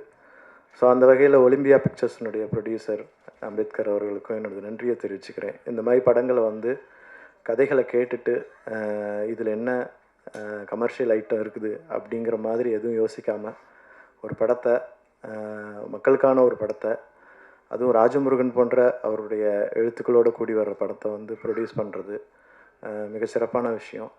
இந்த மாதிரி படங்கள் வந்து நிறைய வெளியே வரணும். ஏன்னா எல்லாத்துக்கும் ஷோகேஸில் எல்லாத்துக்கும் இடம் இருக்குது. தங்க ஆபரணங்கள் மட்டும் இல்லை, வைர ஆபரணங்கள் மட்டும் இல்லை, இரும்பில் செஞ்ச ஒரு கலைப்பொருளுக்கும் ஷோகேஸில் இடம் இருக்கும். ஸோ அந்த வகையில் இது வந்து மிகப்பெரிய ஷோகேஸாக இருக்கும் ஆடியன்ஸுக்கு நான் நம்புகிறேன். எஸ்பெஷலி ஷான்ரோல்டோட மியூசிக் கேட்கவே வேணாம். நான் ஒரு அதிர்ஷ்டக்காரன்னு சொல்லலாம். என்னுடைய 3 படங்கள் நான் நடித்த 3 படங்களில் இருந்திருக்கேன். அவருடைய மியூசிக்கில் வந்து ரொம்ப நல்லா வந்திருக்கு. ஜோக்கர், பாட்டில் ராதா, அப்புறம் இப்போ மைலாடு. ஸோ இந்த படம் வந்து ரிலீஸ் ஆக போகுது February 13. ஸோ ஊடக நண்பர்கள் நீங்கள் இதை பற்றி நிறையா எழுதி இதை வந்து மக்கள் மத்தியில் நல்லபடியாக கொண்டு சேர்க்கணுன்னு வேண்டி விரும்பி கேட்டுக்கிறேன். நன்றி. அனைவருக்கும் வணக்கம். வணக்கம். இந்த படம் பொதுவாகவே இப்போது இந்த ஆடியோ லான்ச் இந்த மாதிரி நிகழ்ச்சிக்கு முன்னாடி படம் பார்க்குற ஒரு வாய்ப்பு ரீசெண்டாக கிடைக்கிறதுனால கான்ஃபிடெண்ட்டாக அந்த படத்தை பற்றி பேச முடியுது. வெறும் ஒரு சம்பிரதாயமான வாழ்த்துக்களாக இல்லாமல் அந்த படம் நம்ம பார்த்துட்டோம், அந்த படம் நமக்குள்ளே என்ன தாக்கத்தை ஏற்படுத்துச்சுங்கிறத ஒரு தைரியமாக சொல்ல முடியுது. அந்த வகையில் வந்து என்னால் நிச்சயமாக சொல்ல முடியும். நிச்சயம் இந்த ஒரு மிகச்சிறந்த ஒரு படம், மிகச்சிறந்த ஒரு வெற்றி படம். நான் ராஜமுருகன் சார்கிட்ட சொன்னேன், உங்களுடைய படங்களை வரிசைப்படுத்தினா இதை தான் நான் முதல்ல வைப்பேன் அப்படின்னு சொல்லி நான் சொன்னேன். அந்த அளவில் ரொம்ப அழகாக இந்த படம் வந்திருக்கு. அவருடைய ராஜமுருகன் சாருடைய எழுத்துக்கள் வட்டி முதலமெல்லாம் படிச்சிருப்பீங்க. அதுவே பல படங்களுக்கான விதைகள் அதுக்குள்ளே ஒளிஞ்சிருக்கு. அவர் வற்றாத ஒரு கதைக்கரு அவர்கிட்ட இருக்குது. இந்த படம் வந்து தமிழகம் அறிந்த, தமிழகத்துக்கு தேவைப்படுகிற, தெரிந்து கொள்ள வேண்டிய ஒரு முக்கியமான சம்பவத்தை எடுத்துக்கிட்டு அதை அவ்வளோ திறமையாக, அவ்வளோ அழகாக ஒரு திரைக்கதை அமைச்சு டெக்னிக்கல் பார்ட்ஸ் அல்லது அவர் சொல்ல வந்தது எல்லாத்தையும் தாண்டி இந்த படம் பேசுகிற அந்த ஒரு உணர்வுபூர்வமான விஷயம் உங்கள் எல்லாருக்குமே பிடிக்கும். எல்லாரும் பாராட்டும்படியான ஒரு படமாக மயிலாட் இருக்குன்னு நான் உங்களுக்கு தெரிவிச்சுக்கிறேன். இந்த படத்தில் ஒரு வசனம் இருக்கும், என்னென்னா மனிதன் வந்து தோற்கலாம், ஆனால் மனித நேயம் வந்து என்றைக்குமே தோற்காது அப்படிங்கிறது இந்த படத்தினுடைய ஒரு ஆதாரமான ஒரு கருத்தாக இந்த படத்தில் சொல்லியிருப்பாங்க.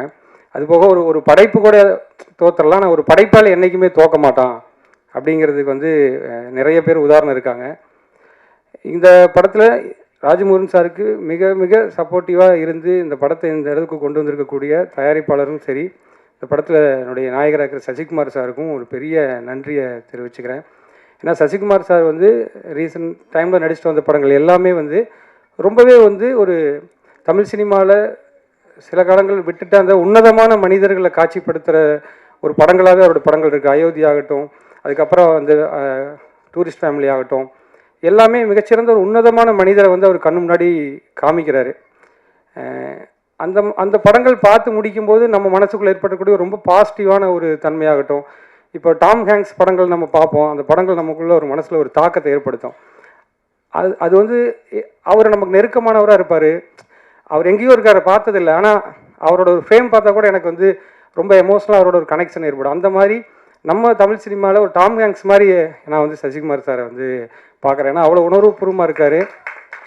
நீங்கள் அயோத்தி ஆகட்டும், அயோத்தியில் வந்தக்கூடிய கதை மாந்தர்கள், அதுக்குள்ளே உழவுன கதாபாத்திரங்கள் ஆகட்டும், டூரிஸ்ட் ஃபேமிலி ஆகட்டும், இன்னும் தொடர்ச்சியாக வரக்கூடிய படங்கள், இந்த படத்துலையும் சரி, அது சம்மந்தப்பட்ட நேரடியான மனிதர்கள் இவரை பார்த்தாங்கன்னா அவரை கட்டி பிடிச்சிக்கிட்டு பேச வார்த்தை எல்லாமே கண்ணீர் மல்கிடுவாங்க.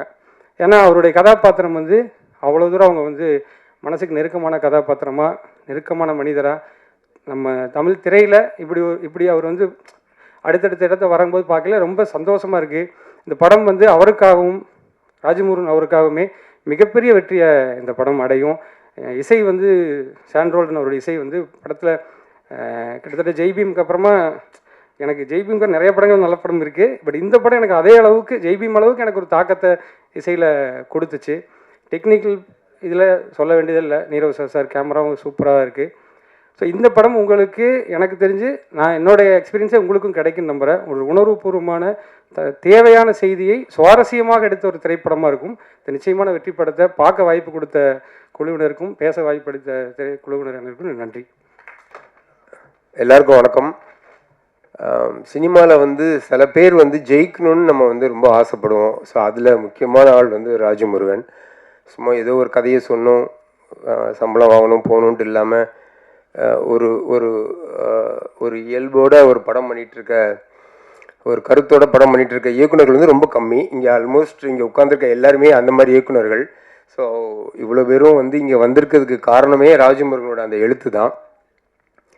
இந்த படம் வந்து வட்டியும் முதலமாக அவரோட எல்லா புகழையும் பெற்றுத்தரும்னு நினைக்கிறேன். நாங்கள் படம் பார்த்துட்டோம், ரொம்ப அருமையாக இருந்துச்சு படம். பொதுவாக அந்த டைரக்டர்ஸ் எல்லாருமே வந்து நம்ம வந்து அடுத்த படம் என்ன பண்ணுறதுன்னு முடிவு பண்ணும்போது எங்கேயோ காற்றுல இருக்க ஒரு விஷயத்தை அப்படியே ரிசீவ் பண்ணி அதை வந்து கண்ணு காது மூக்கு வச்சு கேரக்டருக்கு ஒரு பேர் வச்சு மாந்தர்கள்லாம் வச்சு செலக்ட் பண்ணி எல்லாம் ரெடி பண்ணி அதை ஒரு படமாக ஆக்க ட்ரை பண்ணும்போது அதை எழுதி முடிச்சோன்னே பயங்கரமான ஒரு திருப்தி வரும். சரியான ஒரு கதை பண்ணுறேன் நான். ஆனால் அதை படமாக ஆக்குறதுக்கு வந்து சில பேரோட ஆமோதித்தல் தேவைப்படுதுங்க. முக்கியமாக ஒரு கதாநாயகன், ஒரு தயாரிப்பாளர். ஸோ அங்கே தான் வந்து சிக்கலே வரும்.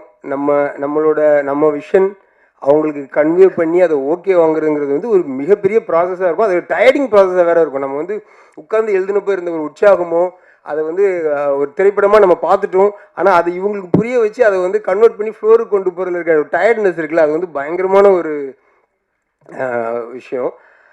ஸோ அது வந்து ஒரு திரைப்படத்தில் முக்கியமான ஸ்டேஜ்னு நினைக்கிறேன். ஸோ அப்படி பார்க்கும் பொழுது இந்த கதையை இது இப்படிப்பட்ட ஒரு படமாக வரும்னு நம்பி இதுக்கு ஓகே சொன்ன சசிகுமார் சாருக்கும் ப்ரொடியூசர் சாருக்கும் வந்து ஒரு தேங்க்ஸ் சொல்லிக்கணும் நம்ம எல்லாருமே.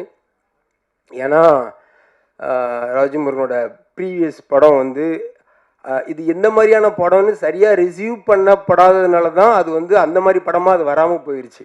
அந்த படம் ஃபுல் ப்ராசஸ் நான் கூட இருந்தனால எனக்கு தெரியும். அதுவும் வந்து ரொம்ப ஒரிஜினலான ஒரு அருமையான ஒரு சொல்லப்பட வேண்டிய ஒரு கதை. அதை வந்து அவர் நினச்ச படமாக எடுத்திருந்தாங்கன்னா அது வந்து வேறு ஒரு படமாக இருந்திருக்கும். ஸோ அதனால் அவரோட ஷான் ரோல்டன், நீரவ் ஷா எல்லா அந்த டீம், ஏன்னா சசிகுமார் சார் அப்புறம் அந்த ஹீரோயின் எப்படி ஒரு கேரக்டரோ அதே மாதிரி தான் ஷான் ரோல்டன், நீரவ் ஷாவும் இது ஒரு கேரக்டர் தான் இருந்திருக்காங்க. எங்கேயுமே யாருமே தனித்து தெரியவே இல்லை. ரொம்பவும் ஒரு முழுமையான ஒரு படமாக இருந்துச்சு. வேறு சொல்லணும், ரொம்ப குசும்புக்காரர் இவர். பாருங்கள் படத்தோட ட்ரெய்லரோட ஓப்பனிங் பாருங்கள், எம்எல்ஏ சொன்னாலே கேட்க மாட்டேன் அப்படின்னு சொன்னோன்னா தயாரிப்பு ஒலிம்பியா பிக்சர்ஸ் வருது. என்னத்தை சொல்கிறது. அண்ட் ஹீரோயின் அவங்களோட பாடி லாங்குவேஜ், அந்த ட்ரைசைக்கிள் உட்காந்து வரும்போது பார்த்துருப்பீங்க, அப்படியே வேறு ஏதோ ஒரு பொண்ணு மாதிரி, அது ரொம்ப நல்லா இருந்துச்சு.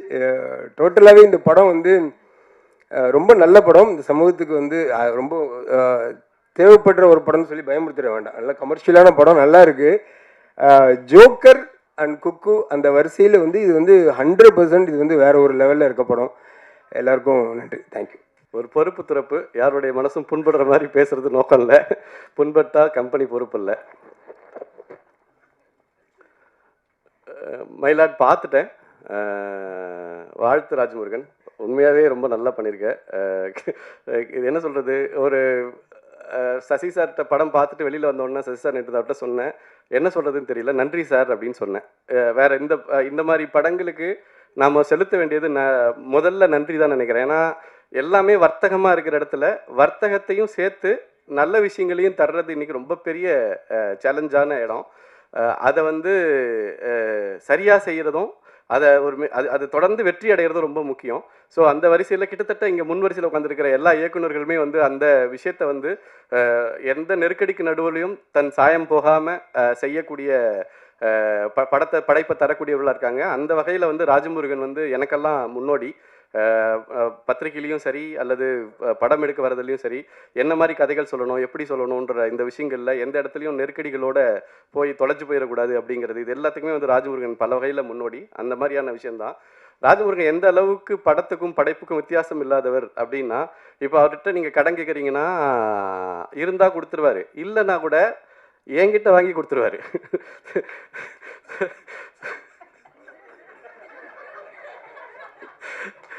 அவருக்கு கொடுக்கணும், அவ்வளோதான். ஸோ அந்த அந்த மாதிரி ஒருத்தர் அதை திருப்பி கொடுக்கணும் அப்படின்ற சிந்தனை கூட அவருக்கு.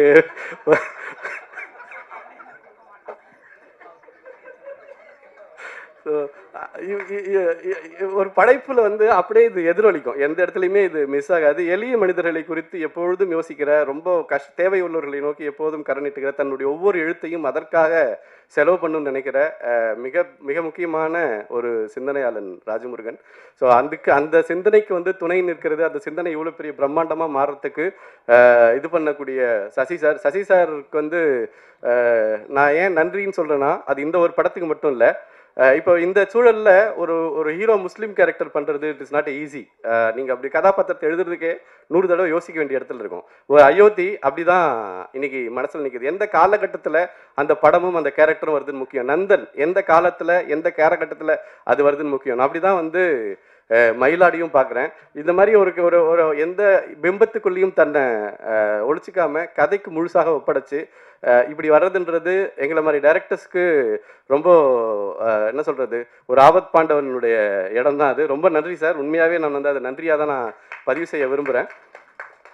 இப்போ சசி சார் இந்த இடத்துல ஒரு போஸ்டரில் இருக்கிறப்போ இந்த படத்துக்கு போகலாம் அப்படிங்கிற ஒரு இது வந்து எல்லாருக்கும் வருது இல்லையா, அந்த பலத்தை இந்த மாதிரி கதைகளுக்கு அவர் கொடுக்குறாரு அப்படிங்கிறது ரொம்ப வரவேற்க வேண்டிய ஒரு விஷயம். தொடர்ந்து அவர் அதை செய்யணும், அந்த வெற்றியை நம்ம அவருக்கு திரும்ப தரணும். நம்ம இந்த மாதிரி செய்கிறதுக்கு இது ரெண்டுமே ஒரு மியூச்சுவலான விஷயம் அப்படின்னு எனக்கு தோணுது. அதே மாதிரி குரு சோமசுந்தரம் சொன்ன இதை நான் வந்து வழிமொழிகிறேன். சைத்ரா வந்து நம்ம தவற விடக்கூடாத ஒரு நடிகை, ரொம்ப ரொம்ப அற்புதமாக பண்ணியிருக்காங்க. அந்த கேரக்டருக்கும் அவங்கள நேரில் பார்க்குறதுக்கும் சம்மந்தமே இல்லை. அந்த ஊரில் வாழ்கிற ஒரு பொண்ணாகவே அவங்க வந்து அந்த படத்துக்குள்ளே இருந்திருக்காங்க. வெர்சடைல்னு சொல்லக்கூடியதில் வந்து பார்த்திங்கன்னா இந்த டீமில் 2 பேர் இருக்காங்கன்னு நினைக்கிறேன். ஒன்று வந்து குரு சோமசுந்தரன் சார், அவர் இதில் ஒரு கதாபாத்திரம் பண்ணியிருக்காரு. கிட்டத்தட்ட அவர் இதுக்கு முன்னால் பண்ண கதாபாத்திரமும் அதுவும் ஒரே மாதிரி தான் இருக்கும். ஆனால் ஒரு பாடி லாங்குவேஜில் அதை அப்படியே கம்ப்ளீட்டாக மாற்றி வேற ஒன்றா தரக்கூடிய, அதை மறக்கடிக்கிற ஒரு வித்தை தெரிஞ்ச ஆகச்சிறந்த ஒரு நடிகர். ரொம்ப சந்தோஷம், அவர் இந்த இதுக்குள்ளே ஒரு பெரிய பங்களிப்பை கொடுத்துருக்காரு. அடுத்த வெர்சடைல் வந்து நம்ம ஷான் ரோல்டன். என்னன்னு எடுத்திங்கன்னா, போன வாரம் பார்த்திங்கன்னா வித் லவ், இந்த வாரம் பார்த்திங்கன்னா மைலாட். ரெண்டு வேற வேற ஜானர், ஆனால் ரெண்டுக்குள்ளேயும் ஷானோட சோல்ஃபுல்னஸ் இருக்கும். ஸோ வித் லவ்லையும் நீங்கள் வந்து அந்த படத்துக்கும் அந்த ஜானருக்கும் என்ன தேவையோ அது அப்படியே கம்ப்ளீட்டாக தருவாப்புல. அதே தான் வந்து மைலாட்னுடைய கிளைமேக்ஸில் ஒரு சாங் இருக்குது. அது வந்து நான் இந்த கதைகளை வந்து எப்படி பார்க்குறேன்னா, இந்த படங்கள் எப்படி பார்க்குறேன்னா, இது வந்து ஒரு டீடாக்ஸ் பண்ணுதுன்னு நினைக்கிறேன். இந்த சொசைட்டியில் நம்மளை சுற்றி இருக்கக்கூடிய விஷயங்களில், இப்போ சாப்பிட்ற விஷயங்களில் எதாவது தப்பாயிடுச்சுன்னா நம்ம டீடாக்ஸ் பண்ணிக்கணும்னு நம்ம நினைக்கிறோம் இல்லையா.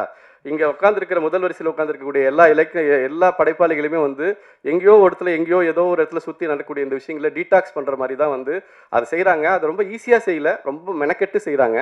நம்ம எல்லாரும் சேர்ந்து கை கொடுத்தோன்னா வந்து அது இன்னும் கொஞ்சம் அந்த பயணம் எளிதாக இருக்கும் அப்படின்னு நம்புகிறேன். இந்த மாதிரி படங்களை முதலீடு போட்டு இதை கொண்டு வந்து இதை இது பண்ணுறதுக்கும் வந்து பெரிய நன்றியை சொல்லணும். தயாரிப்பாளருக்கும் பெரிய நன்றி. ரொம்ப நேரம் எடுத்துக்க விரும்பலை. இது கிட்டத்தட்ட நமக்கு நாமே திட்டம் மாதிரி இங்கே வந்திருக்கக்கூடிய எல்லா இயக்குநர்களும் நம்ம கதைகளை நம்மளே வந்து முன்னால் நின்று பேசணும் அப்படின்றதுக்காக வந்திருக்காங்க. ஸோ அந்த வகையில் ராஜமுருகன் சார்பாகவும் சேர்த்து ஒவ்வொருத்தருக்கும் நன்றி சொல்லிக்கிறேன். இந்த படம் மிகப்பெரிய வெற்றி அடைய எல்லாருமே துணை நின்று இதை கொண்டு போய் எல்லாருக்கும் சேர்க்கறதுக்கு இதுக்குன்னு சொல்லி நான் மனப்பூர்வமாக கேட்டுக்கிறேன். ரொம்ப நன்றி.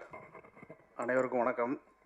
நான் ராஜமுருகனை பற்றி பேசினாலும் அல்லது ராஜமுருகன் என்னை பற்றி பேசினாலும் அது பெரிய காமெடியாக தான் முடியும். அதனால் இந்த விழாவுக்கு வந்திருந்து ராஜமுருகனை வாழ்த்தி அத்தனை பேருக்கும் நன்றி சொல்லக்கூடிய இடத்துல தான் நான் இருக்கேன். அனைவருக்கும் நன்றி. முதல்ல நான் என்னடா இந்த ஞானவேல் பேசும்பொழுது திடீர்னு நான் ஷாக் ஆகிட்டேன். என்ன ஷாக்குன்னா, ராஜமுருகன் எனக்கு முன்னோடி அப்படின்னாரு. 2 பேரும் ஒன்றா ஊர் பூரா சுற்றிட்டு இருந்த பசங்க திடீர்னு மேடைக்கு வந்தோடனே முன்னோடின்னு சொன்னோடனே நான் பதறி போயிட்டேன். இந்த படம் வந்து எல்லா விதத்திலும் ராஜமுருகனுக்கு வெற்றியை தரும் அப்படிங்கிறதுல எந்த சந்தேகமும் இல்லை. குறிப்பாக இந்த விழாவுக்கு நான் வந்தது வந்து எல்லாருக்கும் நன்றி சொல்வதுதான். குறிப்பாக வந்து தயாரிப்பாளர் அம்பேத்துக்கு. அதற்கு பிறகு சுப்பிரமணியபுரத்துக்கு முன்னால் இருந்து இன்று வரைக்கும் அதே நேசத்தோடு, அளவு மாறினா பண்பு மாறிடும்னு சொல்லுவாங்க பொதுவாக. எந்த அளவுக்கு போனாலும் அந்த பண்பை மாற்றிக்கொள்ளாத சசிகுமாருக்கு, அதற்கு பிறகு இந்த படத்தினுடைய இசை ஷானோட பணியாற்றும் போது எப்படி இருக்கும் என்னங்கிறதெல்லாம் நிறைய இன்டர்வியூ கொடுத்துட்டோம். அதனால் இந்த மேடையிலையும் பேசணும், இல்லைன்னா நிறைய பேர் பேச வேண்டியது இருக்கிறதுனால ஷானோட இந்த பணியாற்றக்கூடிய இந்த அற்புதமான வாய்ப்பு, ஜெய்பீமில் எப்படி வந்து மண்ணிலே ஈரம் உண்டோ அதே மாதிரி இதில் ஒரு பாடல் இருக்குது. அந்த பாட்டை பற்றி ஷான் பேசும்போதோ அல்லது ராஜமுருகன் பேசும்போதோ சொல்லிவிடுவாங்க. எல்லா விதத்திலும் இந்த படம் மிகப்பெரும் வெற்றி படமாக அமையும் என்பதில் சந்தேகம் இல்லை. எல்லாரும் படம் பார்த்துட்டேன்னு சொன்னாங்க. இந்த படத்தை நான் பார்க்கல, ஏன்னா இது எழுதுறதுக்கு முன்னாடியிலேருந்து இந்த கதை தெரியுங்கிறதுனால இதாக சிறந்த வெற்றி படமாக அமையும் என்பதில் எனக்கு எந்த சந்தேகமும் இல்லை. உங்களுக்கும் அந்த சந்தேகம் இருக்க வாய்ப்பில்லை என்று தெரிவித்துக் கொள்கிறேன். நன்றி, வணக்கம். ராஜமுருகன் அவர்களை நான் இன்றைக்கி தான் பார்க்குறேன். நேற்று தான் நான் ஃபோனில் கூட தான் பேசினேன். ஆனால் அவரை எனக்கு நல்லா தெரியும். அது அவரோட திரைப்படங்கள் வாயிலாக மட்டும் இல்லை, மெய்யழகன் ஷூட் பண்ணும்போது அவர் ஊர் வழியாக தான் நாங்கள் ஷூட் பண்ணோம். அவர் ஊரில் அவருக்கு ஃப்ளெக்ஸ்லாம் வச்சுருப்பாங்க. எங்கள் ஊர்லலாம் எனக்கு அதெல்லாம் வைக்கல. அதனால் கரெக்டாக அந்த இடம் ஷூட் பண்ணும்போது மட்டும் நாங்கள் கேமரா ஆஃப் பண்ணிவிடுவோம். ஏன்னா ஃபுல்லாக அவருடைய ஃப்ளெக்ஸ், அவருடைய படங்கள் வந்து ஃப்ரேமில் வரும் அப்படிங்கிறதுனால. ஒரு ஊரில் அவ்வளோ ஒரு இயக்குனர் மேலே அன்பு வைக்கிறது, கொண்டாடுறதுங்கிறது கண்டிப்பாக அவர் படத்தில் சொல்கிற கருத்தியல் காரணமாக தான் இருக்கும் அப்படின்னு நம்புகிறேன். சசிகுமார் சார் பற்றி சொல்லணுன்னா, என்னுடைய முதல் படத்தோட தயாரிப்பாளர், ஒளிப்பதிவாளராக பசங்க படம். அதுக்கப்புறம் சுந்தரபாண்டியன் வந்து சாரே நடித்தாங்க, நான் அதுக்கு ஒளிப்பதிவு பண்ணேன். தயாரிப்பாளரும் அவங்க தான். அந்த படம் பண்ணும்போது ஒரு சின்ன ஒரு சிக்கல், ஒரு குழப்பம் வந்து நான் ஒரு கால்வாசி முடிக்கும் போதே நான் ப்ராஜெக்ட்லேருந்து போக வேண்டிய ஒரு சூழ்நிலை இருந்தது. அப்போ கூப்பிட்டு வச்சு சொன்னாங்க, அதெல்லாம் இல்லை, நீ இதை கண்டினியூ பண்ணி முடிச்சுட்டு அப்புறமா நீ அடுத்ததுக்கு போ அப்படின்னாங்க. கொஞ்சம் நான் தயங்கும் போது ஒரே ஒரு வார்த்தை தான் சொன்னாங்க, எனக்காக பண்ணு அவ்வளோதான் அப்படின்னாங்க. அது ஒரு 10 வருஷம் ஆனப்புறம் தான் தெரிஞ்சது அவங்க தனக்காக சொல்ல எனக்காக தான் சொன்னாங்கன்னு. ஏன்னா நான் கிட்டத்தட்ட டைரக்டர் ஆகிற வரைக்கும் என்னோடய அடையாளம் வந்து சுந்தரபாண்டியன் படம் தான். இன்றைக்கும் அதை பற்றி நிறைய பேர் பேசுகிறாங்க. ரொம்ப நன்றி சார். இந்த படம், அதாவது சசி சாரும் ராஜமுருகனும் சேர்ந்து ஒரு படம் பண்ண போகிறாங்கன்னொன்னே சில படங்களுக்கு தான் நமக்கு அப்படி தோணும். அதோட கதை என்ன, ஜானர் என்ன, அதோட பட்ஜெட் என்ன, எதுவுமே தெரியாது. இவங்க 2 பேர் சேர்றாங்கங்கிறப்பவே நம்ம மனசை நம்மளை நம்ப வச்சிரும். இந்த படம் கண்டிப்பாக நல்லாயிருக்கும், இந்த படம் ஓடணும் அப்படின்னு நமக்கே 1000 பிரச்சனை இருக்கும். ஆனால் அந்த படத்துக்காக நம்ம நல்லது நினைக்க ஆரம்பிச்சிருவோம். நேற்று ஆக்சுவலாக என்னை படத்தை பார்த்துட்டு அப்புறம் வாங்க அப்படின்னாரு. அவசியம் இல்லை, நிச்சயமாக அந்த படம் நல்லாயிருக்கும்னு எனக்கு தெரியும். எல்லாருக்கும் என்னுடைய வாழ்த்துக்கள். குறிப்பாக விழாவின் நாயகன் ஷால்ட்ருக்கும் என்னுடைய மனமார்ந்த வாழ்த்துக்கள். நன்றி. மயிலாட் திரைப்படத்தின் இசை விழாவிற்கு வந்திருக்கின்ற, முதலில் நன்றி சொல்ல இருக்கின்ற பத்திரிகை நண்பர்கள், ஊடகவியல் உங்கள் அனைவருக்கும் ஒலிம்பியா மூவி சார்பாக எனது அன்பார்ந்த நன்றியையும் வணக்கத்தையும் தெரிவித்துக் கொள்கிறேன். இந்த மயிலாட் திரைப்படத்துக்கு பத்திரிகை நண்பர்கள் அல்லாத இந்த படம் வெற்றி படமாக வேண்டும் என்று வாழ்த்து வருகை புரிந்து மிக சிறப்பான முறையில் ஒரு நகைச்சுவையாகவும் இந்த படம் வெற்றிக்காகவும் வாழ்த்திய மிக பிடித்த இயக்குனர் அருமை அண்ணன் பாலா அவர்களுக்கும் மற்றும் அண்ணன் லிங்குசாமி அவர்களுக்கும், தம்பி மாரி அவர்களுக்கும் மற்றும் ஞானவேல் சார், வெங்கடேஷ் சார் மற்றும் பிரேம் சார் மற்றும் அனைத்து இயக்குநர்களுக்கும் எனது அயலான் ரவிக்குமார் சார் அனைவருக்கும் எனது அன்பார்ந்த நன்றியை தெரிவித்துக் கொள்கிறேன். மற்றும் இந்த படத்தில் வேலை பார்த்த அருமை அண்ணன் யுகபாதி சார், மணங்கொத்தி பறவையிலிருந்து இந்த படம் வரை ஒலிம்பியா மூவிஸ் தயாரிக்கின்ற அனைத்து படத்திலும் அவருடைய பங்களிப்பு மிக முக்கியமானது. அடுத்தபடியாக படத்தின் ஒளிப்பதிவாளர் அருமைக்குரிய அண்ணன் நீரோஷ் அவர்களுக்கும் மற்றும் இந்த படத்தின் எடிட்டர் சத்யராஜ் சார் அவர்களுக்கும் மற்றும் அனைத்து டெக்னீஷியன் அவர்களுக்கும் அன்பார்ந்த வணக்கத்தை தெரிவித்துக் கொள்கிறேன். மற்றும் இந்த படம் இசை நாயகர் அருமை நண்பர் ஷான்ரோடன் சார், உங்களுடைய உழைப்பு எனக்கு மிக நன்றாக அறிவேன். அது மட்டுமல்ல, மற்ற படங்களை காட்டிலும் ராஜமுருகன் சாருக்காக நீங்கள் இந்த படத்தில் எந்த அளவுக்கு இன்புட் கொடுத்தீங்கன்றது அதுவும் எனக்கு நல்லா தெரியும். ஸோ உங்களுக்கு தனிப்பட்ட நன்றி. அதுக்கப்புறம் பார்த்தீங்கன்னா இந்த படம் ஆரம்ப முதலிலிருந்து இன்று வரை எங்களுக்கு துணை நிற்கின்ற திங்மிஸ்டர் சந்தோஷ் நண்பர் அவர்களுக்கும் மற்றும் வந்திருக்கின்ற அனைத்து நல்ல உள்ளங்களுக்கும் எனது நன்றியை தெரிவித்துக் கொள்கிறேன். மற்றும் இந்த படத்தின் இயக்குனர் அருமை நண்பர் ராஜமுருகன் சார். ராஜமுருகன் சார் வந்து எனக்கு வந்து பார்த்திங்கன்னா ஜோக்கர் படத்துக்கு அப்புறம் நல்லா தெரியும். யுகபாதி அண்ணன் வீட்டில் அவர்கிட்ட நிறைய பேசியிருக்கேன், பழகியிருக்கேன். அதுக்கப்புறம் பார்த்திங்கன்னா ஜிப்சி சட்டமன்றம் ஒரு முறை நடந்துட்டு இருந்தது. ஒரு நாள் ஃபோன் பண்ணார், சார் எங்கே இருக்கீங்க கேட்டார். சார் இப்போ தான் சட்டமன்றம் முடிஞ்சுட்டு வந்துட்டுருக்கேன் சார், நான் மீட் பண்ணலாமன்னாரு. ஜிப்சி கதையை சொன்னார், உடனே பண்ணலாம் சார். நான் ஜிப்சி படத்தை பொறுத்த வரைக்கும் நிறைய பேர் சொல்கிறாங்க அது தோல்வி படம்னு. என்னை பொறுத்த வரைக்கும் ஜிப்சி வந்து வெற்றி படம் தான். அது வந்து கொரோனா காலத்தில் வந்ததுனால அந்த படம் கலெக்ஷன் ரீதியாக கம்மியாக இருந்தது. இந்த படத்தை பொறுத்த வரைக்கும் ஜப்பான் ரிலீஸ்க்கு அப்புறம் சார் மீட் பண்ணலாமன்னாரு. கண்டிப்பாக மீட் பண்ணலாம் சார்னு ஆஃபீஸ்க்கு வந்தார். ஆஃபீஸ் வந்து ஒரு கதை இருக்குது சார், பண்ணலாமான்னு கேட்டார். சொல்லுங்கள் சார் அப்படின்னா, ஒரு சின்ன பட்ஜெட்டில் பண்ணலாம் சார்னாரு. Okay sir. நான் கதை லைன் சொன்னார், ரொம்ப பிடிச்சி போச்சு. கதையோட லைன் பார்த்தீங்கன்னா பிளான் ஏ பிளான் பி, ஒரு விஷயம் ஒரு சாமானிய மனிதர்கள் நடக்கிற ஒரு சின்ன விஷயம் சார். அதில் பிளான் ஏ பிளான் பின்னு சொல்கிறாங்க. அந்த பிளான் ஏ பிளான் பிக்கு 2 டீம் அனுப்புகிறாரு. அதில் 2 டீம்லேயுமே ஒரு காம்ப்ளிகேட்டான விஷயம் நடக்குது. அது எப்படி முடியுது, இதுதான் சார் கதை அப்படின்னாரு.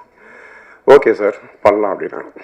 அதுக்கப்புறம் பார்த்தீங்கன்னா ஒரு 2 நாள் கழிச்சு சார் மீட் பண்ணலாமான்னாரு. சரி சார் மீட் பண்ணலாம். இந்த படத்தோட எடிட்டர் மட்டும் சத்யராஜ் போட்டுக்கார் சார்னாரு. என்ன சார்ண்ணா? சரி சார் போட்டுங்கன்னாரு. சரி ஓகே சார்னு போயிட்டோம். திரும்ப ஒரு 2 நாள் கழிச்சு வந்தார். சார் மீட் பண்ணலாமாண்ணா? மீட் பண்ணலாம் சார். படத்தோட மியூசிக் டைரக்டர் ஷாண்டோல்னு போட்டுக்கார் சார். என்ன சார்ண்ணா? ஆமாம் சார் கொஞ்சம் பெட்டராக இருக்கும். சரி சார் போட்டுக்கலாம் சார். திரும்ப ஒரு 1 வீக் கழிச்சு வந்தார். சார் மீட் பண்ணலாமான்னாரு. மீட் பண்ணலாம் சார். கேமராமேன் வந்து நீரோஷா போட்டுக்கலாம் சார். நீரோஷா யார் சார்? இந்த துணிவுலாம் பண்ணார்ல சார். சார் என்ன சின்னதாக சொல்கிறீங்க, நீட்டிகிட்டே போகிறீங்களா அப்படின்னா. இல்லை சார் பிளான் ஏவும் இல்லை பிஏ இல்லையா சார் இது அப்படின்னு சொல்லிட்டு அந்த படம் சின்னதாக ஆரம்பித்து அதுக்கப்புறம் ஒரு குறிப்பிட்ட நேரம் கத்தி வந்தார். Sir meet பண்ணலாமான்னாரு.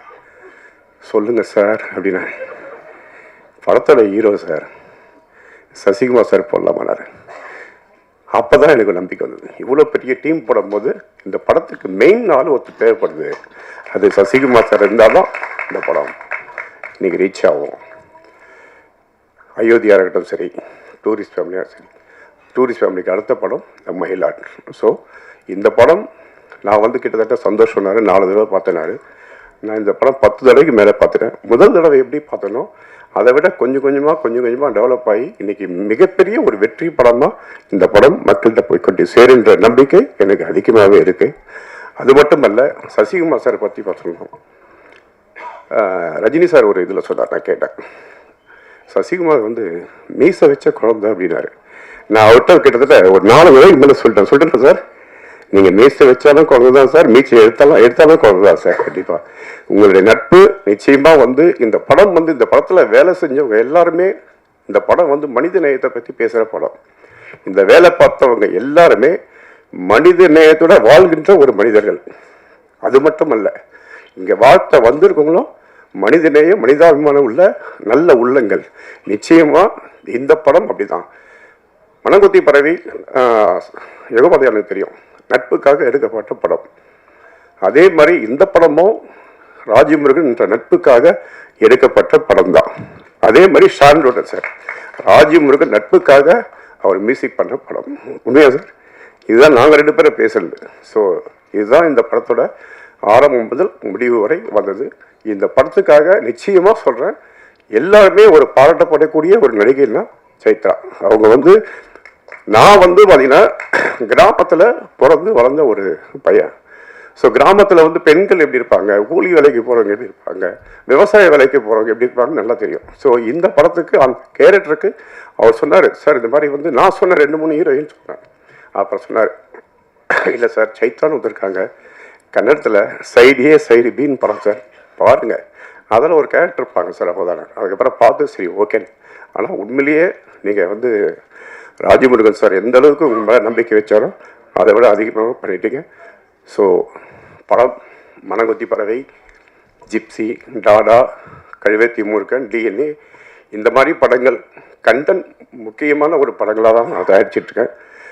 மேக்ஸிமம் நான் இன்னும் ஒரு 15-20 வருஷம் ஒரு ஆக்டிவாக இருக்கலாம். ஆனால் எத்தனை படம் எடுப்புன்னு தெரியாது. ஆனால் மயிலாட் மாதிரி ஒரு படம் எடுப்பதான்னு சத்தியமாக எனக்கு தெரியாது. ஸோ அந்தளவுக்கு ஒரு நல்ல படம். பத்திரிகை நண்பர்கள் நீங்கள் அனைவரும் இந்த படத்தில் மிகப்பெரிய சப்போர்ட் பண்ணுங்கள். நன்றி, வணக்கம். வந்திருக்கும் அனைவருக்கும் என்னுடைய அன்பான வணக்கம். மயிலாட் படத்தை பற்றி பேசும் முன்னாடி நான் கொஞ்சம் ராஜமுருகன் சாரை பற்றி பேசிக்கிறேன். எல்லாருக்கும் தெரியும், வட்டியும் முதல்ல தான் அவரை பற்றி எல்லாரும் பேசும்போது அதை பற்றி பேசுவாங்க. நானும் அதை விகடனில் படித்தப்போ யார் இவர் ரொம்ப அழகாக எழுதுகிறாரு, இயல்பான நகைச்சுவை, அதில் கொஞ்சம் இலக்கியம், ஜனரஞ்சகம் எல்லாம் சேர்ந்துருக்கிற இவரை பார்க்கணுன்னு நினச்சேன். ஆனால் நான் வந்து அவரை தொடர்பு கொள்ள முடியல. அப்போ பல்வேறு காரணங்களால் எனக்கு அவரை எப்படி தொடர்பு கொள்ளணும்னு தெரியலன்னு வச்சுக்கோங்களேன். அவர் சந்திக்கவே இல்லை. ஆனால் அதுக்கப்புறம் அவர் டைரக்டர் ஆகிட்டாருன்னு கேள்விப்பட்டு அவருடைய படங்கள்லாம் பார்க்க ஆரம்பித்தேன். அது படங்கள்லேயும் அந்த எழுத்துலேருந்து அதே விஷயம் இருந்துச்சு. நான் ரொம்ப ரசிச்சுருந்தேன், இவர் எப்படியா சந்திக்கணும்னு நினச்சேன். ஆனால் எனக்கு ஒரு தயக்கம், எப்படி ஃபோன் பண்ணி பேசுகிறதுன்னு. நான் சந்திக்கவே இல்லை. அப்புறம் ரீசண்டாக இப்போ நான் சொல்கிறது இந்த ஒரு 3-4 மாதங்களுக்கு முன்னாடி விஜய் மில்டனுடைய ஆஃபீஸில் தற்செயலாக நான் ராஜ்மோகனை மீட் பண்ணும்போது தான் அவர்கிட்ட பேச ஆரம்பிக்கிறேன். அப்போ அவருடைய படைப்புகள், படங்கள், அப்புறம் கடைசியாக அவர் எடுத்த படம், அந்த படத்தில் என்ன மிஸ்டேக் நடந்துச்சுங்கிறத வந்து அதை பற்றி சின்னதாக ஒரு டிஸ்கஷன் பண்ணேன். அவர் எல்லாத்தையும் கேட்டுக்கிட்டார். அப்புறம் அவர்கிட்ட பேசும்போது தான் எனக்கு தெரிஞ்சுது, இயல்பாகவே அவர்கிட்ட இருக்கக்கூடிய ஒரு கம்யூனிஸ்ட் சித்தாந்தம், இலக்கிய பற்றிய அறிவு. எனக்கு இலக்கிய பற்றி பெருசாக அறிவு கிடையாது. லிங்கசாமி தான் எனக்கு சில கவிதைகளெல்லாம் கொடுத்து படிக்க சொல்லுவார். வசந்தபாலன் சில புக்கை கொடுத்து படிக்க சொல்லுவார்.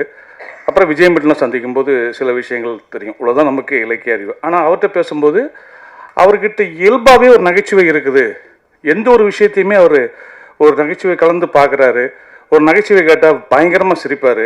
அப்படின்றத வந்து நான் வந்து ரொம்ப கூர்ந்து கவனித்தேன். இப்போ கூட சொன்னால் சிரிப்பார். இவர் சொன்னார் இல்லையா, உங்கள் வீட்டில் உங்கள் ஊரில் பேனர் வச்சுருக்காங்கன்னு, அது ஞானவேல் சார் சொன்னார், நீங்கள் தான் ஆள் வச்சுருப்பீங்க அப்படின்னாரு. அவனே வச்சுருப்பான் ஆள் வச்சு அப்படின்னாரு. இந்த நகைச்சுவை அவர் பயங்கர ரசிப்பார். அப்பயே நான் நினச்சேன். அப்படி அவருக்குள்ள ஒரு இயல்பான ஒரு நகைச்சுவை இருந்து அதுதான் அவருடைய கோமாளி படத்தில் வந்து வெளிப்பட்டுச்சு. அந்த படம் பார்த்துட்டு திடீர்னு இந்த படத்துக்கு நீ கூப்பிட்டாரு. அவர் இந்த படம் போடுறேன் சார், வந்து பாருங்க அப்படின்னாரு. எனக்குள்ள ஒரு டவுட்டு தான், நம்மளை எதுக்கு ஒரு இந்த படத்தை கூப்பிட்றாரு, மில்டனை கூப்பிட்டா ஓகே, நம்மளாம் அதுக்குன்னு நினச்சேன். சரி போயிருந்தேன். கரெக்டாக அங்கே ப்ரொடியூசர் எல்லோரும் ரிசீவ் பண்ணார், அம்பேத்குமார் சார். அவர் என்னை கூர்ந்து பார்த்தார். அவர் பார்வையிலே தெரிஞ்சு இவனுக்கும் இந்த படத்துக்கு என்ன சம்மந்தம், இவனுக்கும் இந்த டீமுக்கு என்ன சம்மந்தன்ற மாதிரி இருந்துச்சு. நான் படம் பார்த்துட்டு போயிட்டேன். நெக்ஸ்ட் டே அவர்கிட்ட படத்தை பற்றின கருத்துக்களை பரிமாறினேன். உண்மையிலே எனக்கு வந்து படம் பார்க்கும்போது எப்போவுமே ஒரு ரசிகன் மனப்பான்மையிலே படம் பார்த்து நான் பழகிட்டேன். எனக்கு வந்து நம்ம ஒரு டைரக்டர், நம்ம படங்கள் பண்ணியிருக்கோம் அப்படின்னு எனக்கு பார்க்க தெரியாது. எந்த படம் பார்த்தாலும் அப்படியே ஒரு ரசிகன் மனநிலையில் தான் படத்தை பார்ப்பேன். இந்த படம் வந்து என்டர்டெயின் பண்ணுதா, படம் போர் அடிக்குதா, ரொம்ப கருத்து சொல்லுதா அப்படின்றத மைண்டில் போயிட்டே இருக்கும். எங்கேயாவது லேக் இருக்குதா, இப்படி தான் ஒரு ஆடியன்ஸாக படம் அப்போ கூட டைரக்டராக பார்க்க மாட்டேன், ஒரு ஆடியன்ஸாக பார்ப்பேன். இந்த படம் எனக்கு வந்து அவ்வளோ திருப்தி கொடுத்துச்சு. ஆகா, ராஜமுருகன் மீண்டும் அவருடைய ஃபார்மில் வந்து பண்ணியிருக்காரு அப்படின்னு.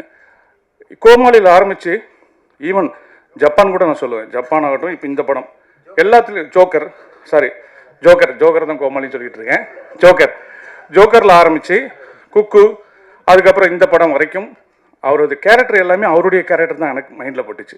நம்ம மாரி அவர்கள் சொன்ன மாதிரி அவர் வந்து சந்தித்த மனிதர்கள் எல்லாத்தையும் தன்னுடைய கேரக்டருக்குள்ளே கலந்து அது ஒரு ஹீரோவாக்கி தான் அவர் வந்து அதை பண்ணிகிட்டு இருக்காரு. அதை அவர் ஜோக்கர்லேயும் பண்ணியிருந்தார், குக்குலேயும் பண்ணியிருந்தார், இந்த படம் வரைக்கும் பண்ணியிருக்காரு. முக்கியமான விஷயம் என்னென்னா, நாம் பண்ணுற படைப்புக்கு அது என்ன படமாக இருந்தாலும் சரிதான், அந்த படத்துக்கு நாம் நியாயமாக இருந்தாலே போதும், அந்த படம் சிறப்பாக வந்துடும்னு அதை அழகாக பண்ணியிருக்கீங்க சார். படம் பார்க்கும்போது எனக்கு ரொம்ப மனசில் பட்டுச்சு. நிறைய இடங்கள் வந்து அவர் பண்ணியிருக்கிற பகடி, அவர் பண்ணியிருக்கிற நையாண்டிகள் எல்லாமே சிரிப்பு வர வச்சுது. எக்ஸ்ட்ரானரியான செகண்ட் ஆஃப், ரொம்ப அருமையான ஒரு செகண்ட் ஆஃப், எதிர்பார்க்காத செகண்ட் ஆஃப் இருந்துச்சு படத்தில். ஸோ அந்த படம் ஒரு மிகச்சிறந்த படமாகவே கமர்ஷியலாகவும் அந்த படம் ஹிட் அடிக்கணும் எனக்கு முழு நம்பிக்கை இருக்குது. அப்புறம் முக்கியமாக சொல்கிறாருந்தா படத்தினுடைய ஹீரோ சசிகுமார் சார், இவரையும் நான் அப்பப்போ எங்கேயாவது சந்திக்கிறது தான் ஃபங்க்ஷனில். ஒரு படத்துக்குள்ளே போகும்போது அந்த படத்துக்கு தன்னை முழுசாக ஒப்படைக்கிறதுங்கிறது வந்து ஒரு ஹீரோ மெட்டீரியலாக இருந்தாலும் கூட அவருக்குள்ள ஒரு டைரக்டர் இருக்கிறதால அழகாக ஒப்படைச்சிருக்கிறாரு. அது அவருடைய சமீபகால படங்கள் எல்லாத்துலேயுமே அது இருக்குது. இந்த படத்தில் அது கூடுதலாகவே இருக்குதுன்னு தான் நான் சொல்லுவேன். மியூசிக் டைரக்டர் சார் உண்மையிலே படம் பார்க்கும்போது மியூசிக் வந்து நமக்கு வந்து தோணக்கூடாது அப்படின்னு சொல்லுவாங்க ரீ ரெக்கார்டிங்கில். இவர் பாடல்களை தாண்டி ரீ ரெக்கார்டிங்லையும் அந்தளவுக்கு ரொம்ப நல்லா பண்ணியிருக்காரு. நிரோஷா சாரும் ரொம்ப அருமையான அந்த படத்துக்கு ஒளிப்பதிவு பண்ணியிருக்காரு. எல்லாரும் சொன்ன மாதிரி ஹீரோயின் அருமையான பெர்ஃபார்மன்ஸ் பண்ணியிருக்காங்க. டோட்டலாக இந்த படம் வந்து ராஜமுருகன் தான் யார் அப்படின்னு நிரூபிக்கிறதுக்காக வந்திருக்கிற வரப்போகிற இன்னொரு படம். வாழ்த்துக்கள், நன்றி. இங்கே உள்ள அனைவருக்கும் வணக்கம். எனக்கு வந்து மேடைகளில் வந்து அதிகமாக பேசி பார்க்கல. ரொம்ப நாளுக்கு முன்னாடி வந்து சாரோட வெப்சீரிஸ் ஒன்று பண்ணேன். அதுக்கப்புறம் வந்து இந்த படத்துக்கு அவரே சாரே வந்து என்னை கூப்பிட்டு இந்த வேலையை எனக்கு கொடுத்ததுக்கு ரொம்ப நன்றி. எனக்கு கொடுத்த வேலையை நான் சரியாக செய்திருக்கேன் அப்படின்னு நம்புகிறேன். அது நீங்கள் தான் பார்த்து சொல்லணும். ரொம்ப நன்றி. இங்கே வந்திருக்கும் அனைவருக்கும் என் முதற்கண் வணக்கத்தை தெரிவித்துக்கிறேன். இந்த படம் வந்து ஃபஸ்ட்டு ராஜமுருகனுக்காக தான் பண்ணேன் நான். ஏன்னா ஒரு ஜப்பான் ரிலீஸ் ஆனதுக்கப்புறம் அன்றைக்கி நைட்டே என்கிட்ட பேசிகிட்டு இருந்தார். ஏன்னா அது ஒரு இப்படி ஒரு எமோஷ்னலாக இருக்கார். எனக்கே ரொம்ப கொஞ்சம் ஃபீலிங்காக இருந்துச்சு. ஸோ அவர் அடுத்த கதை பற்றி பேசும்போது நாங்கள் அவர் எழுதிட்டு இருக்கும்போது பேசிகிட்டு இருந்தோம். ஸோ அப்போவே வந்து பார்த்திங்கன்னா சரி இதை எப்படியாச்சும் அவருக்கு ஒரு வெற்றி படமாக கொடுக்கணுன்றது என்னுடைய முதல் எண்ணமாக இருந்துச்சு. அப்புறம் ஒர்க் பண்ண ஆரம்பித்தோம். ஸோ நான் எடிட்டராக, அதாவது என் எடிட்டிங் நல்லா தெரியணுன்ற ரீசனுக்காக நான் இந்த படம் பண்ணல, அவருக்கு வெற்றி படம் கொடுக்கணுன்னு தான் பண்ணேன். Thank you sir. எனக்கு இந்த ஆப்பர்ச்சுனிட்டி கொடுத்ததுக்கும் நான் ரொம்ப நன்றி. அம்பேத்கருக்கும் ரொம்ப நன்றி sir. Sean Roldan, personally wonderful album and background score Sean, thank you so much. And Nirav sir, technicians இங்கே ஒர்க் பண்ண எல்லாருக்கும், இந்த படத்தில் ஒர்க் பண்ண எல்லா டெக்னீஷியன்ஸுக்குமே ரொம்ப நன்றி. சசி சார் அண்ட் சைத்ரா, நான் ஒரு சீன் எடிட் பண்ணும்போது ஒரு கேரக்டரோட ஒரு 2-3 தடவை பார்த்தா தெரிஞ்சிடும் எனக்கு. ஓகே, இல்லை இந்த ஷார்ட் வைக்கலாம் அப்படின்னு சொல்லி தெரியும். யூஸ்வலாக நிறைய ட்ரிம் பண்ணுறதுக்கு எடிட்டர்ஸ் ஹெல்ப் பண்ணுவாங்க. நான் இந்த படத்தில் வந்து இல்லை இன்னும் கொஞ்சம் வைக்கலாம்னு சொல்லி எக்ஸ்டெண்ட் பண்ணி வச்சுருக்கேன். எனக்கும் டைரக்டருக்கும் ஒரு கான்வர்சேஷனே இந்த படம் ரிலீஸ் ஆனதுக்கு அப்புறமா இது வெற்றி படமாக ஆகும்னு நான் ரொம்ப நம்பிக்கையோடு சொல்லிட்டு இருக்கேன். அவர் வந்து இல்லை நீங்கள் லென்த்து கொஞ்சம் கடன் பண்ணலாம்னு அவர் சொல்லிட்டு இருக்காரு. யூஸ்வலாக இந்த மாதிரியான கான்வர்சேஷன் எடிட்டருக்கும் டைரக்டருக்கும் நடக்காது. ஸோ ஆனால் நான் சொன்னதை நம்பி வச்சிருக்காரு. படம் வெற்றி பெறலைனாக்க அதுக்கு நான் ஒரு காரணமாக ஆகிடுவேன். அப்படி ஆகக்கூடாதுன்னு எல்லார்கிட்டையும் கேட்டுக்கிறேன். February 13th இந்த படம் தியேட்டரில் எல்லாரும் வந்து பார்க்கணும்னு நினைக்கிறேன், வேண்டிக்கிறேன். Thank you so much sir. Thank you. So happy. ரொம்ப ஓவர் பில்டப் கொடுத்துட்டீங்க, பயமாகவும் இருக்குது. மைலாட் வந்து ரொம்ப க்ளோஸ் டு ஹார்ட். இந்த படம் ராஜமுருகன் அவர்களுடைய முதல் படம் குக்குலேருந்து திங்க் மியூசிக் வந்து நாங்கள் ட்ராவல் பண்ணிகிட்ருக்கோம். அந்த வகையில் ரொம்ப சந்தோஷம். இந்த படம் வந்து ஆல்மோஸ்ட் நான் வந்து 3 to 4 times பார்த்துட்டேன். எத்தனை முறை பார்த்தாலும் முதல் தடவை பார்க்கும்போது இருந்த அந்த ஒரு எமோஷன், சிரிப்பாக இருக்கட்டும், எமோட்டாகி அழுகிற இடமா இருக்கட்டும், ஒவ்வொரு முறையும் வந்து புதுசாக இருந்த மாதிரி ஒரு ஃபீல் எனக்கு கிடச்சிது. ரொம்ப ரசித்து இந்த படத்தை பார்த்தேன். அம்பேத் சாருடைய தொடர்ந்து எல்லா படங்களும் திங்க் மியூசிக் வந்து கொலாபரேட் ஆகிட்டுருக்கோம். அந்த வகையில் ரொம்ப சந்தோஷம் சார். ஒலிம்பியாவில் வந்து ரொம்ப ஒரு வெரி பேஷனட் ப்ரொடியூசர். பார்த்து ரொம்ப செலக்டிவாக கதைகளை கேட்டு இந்த மாதிரி படங்களை ரிலீஸ் பண்ணிகிட்ருக்காரு. அடுத்து Sean Roldan, he is so special for Think Music. அவருடைய முதல் படம் முண்டாசுப்பட்டி, வாய்மொழி பேசுவோம், சதுரங்க வேட்டையிலிருந்து தொடர்ந்து ஏறக்குறைய அவருடைய மோஸ்ட் ஆஃப் தி ஹிட்ஸ் வந்து நம்ம கொலாபரேட் ஆகிட்ருக்கோம். அந்த வகையில் ரொம்ப சந்தோஷம். மைலாட்டில் வந்து பார்த்திங்கன்னா அனைத்து பாடல்களும் வந்து ரொம்ப ஃபேவரட். பாடலாசிரியர் யுகபாரதி சார் அவருடைய வரிகளில் எல்லா பாடல்களுமே இந்த படத்தில் வந்து பார்த்தீங்கன்னா பட்டி தொட்டி ஃபுல்லாக வந்து ஹிட் ஆகும், அதில் எந்த மாற்று கருத்தும் இல்லை. அப்புறம் Sasikumar sir and Chaitra, Guru sir, உங்களுடைய பெர்ஃபார்மன்ஸ் வந்து சான்ஸே இல்லை. எத்தனை முறை பார்த்தாலும் வந்து இந்த படத்தை அதான் ஏற்கனவே ஒரு 3-4 டைம்ஸ் பார்த்துருக்கேன். ஒவ்வொரு முறையும் வந்து பார்த்தீங்கன்னா அவ்வளோ ரசித்து பார்த்தேன். So happy. இந்த படம் வந்து மிகப்பெரிய பிளாக் பஸ்டர் ஆகிறதுக்கு என்னுடைய வாழ்த்துக்கள். நன்றி.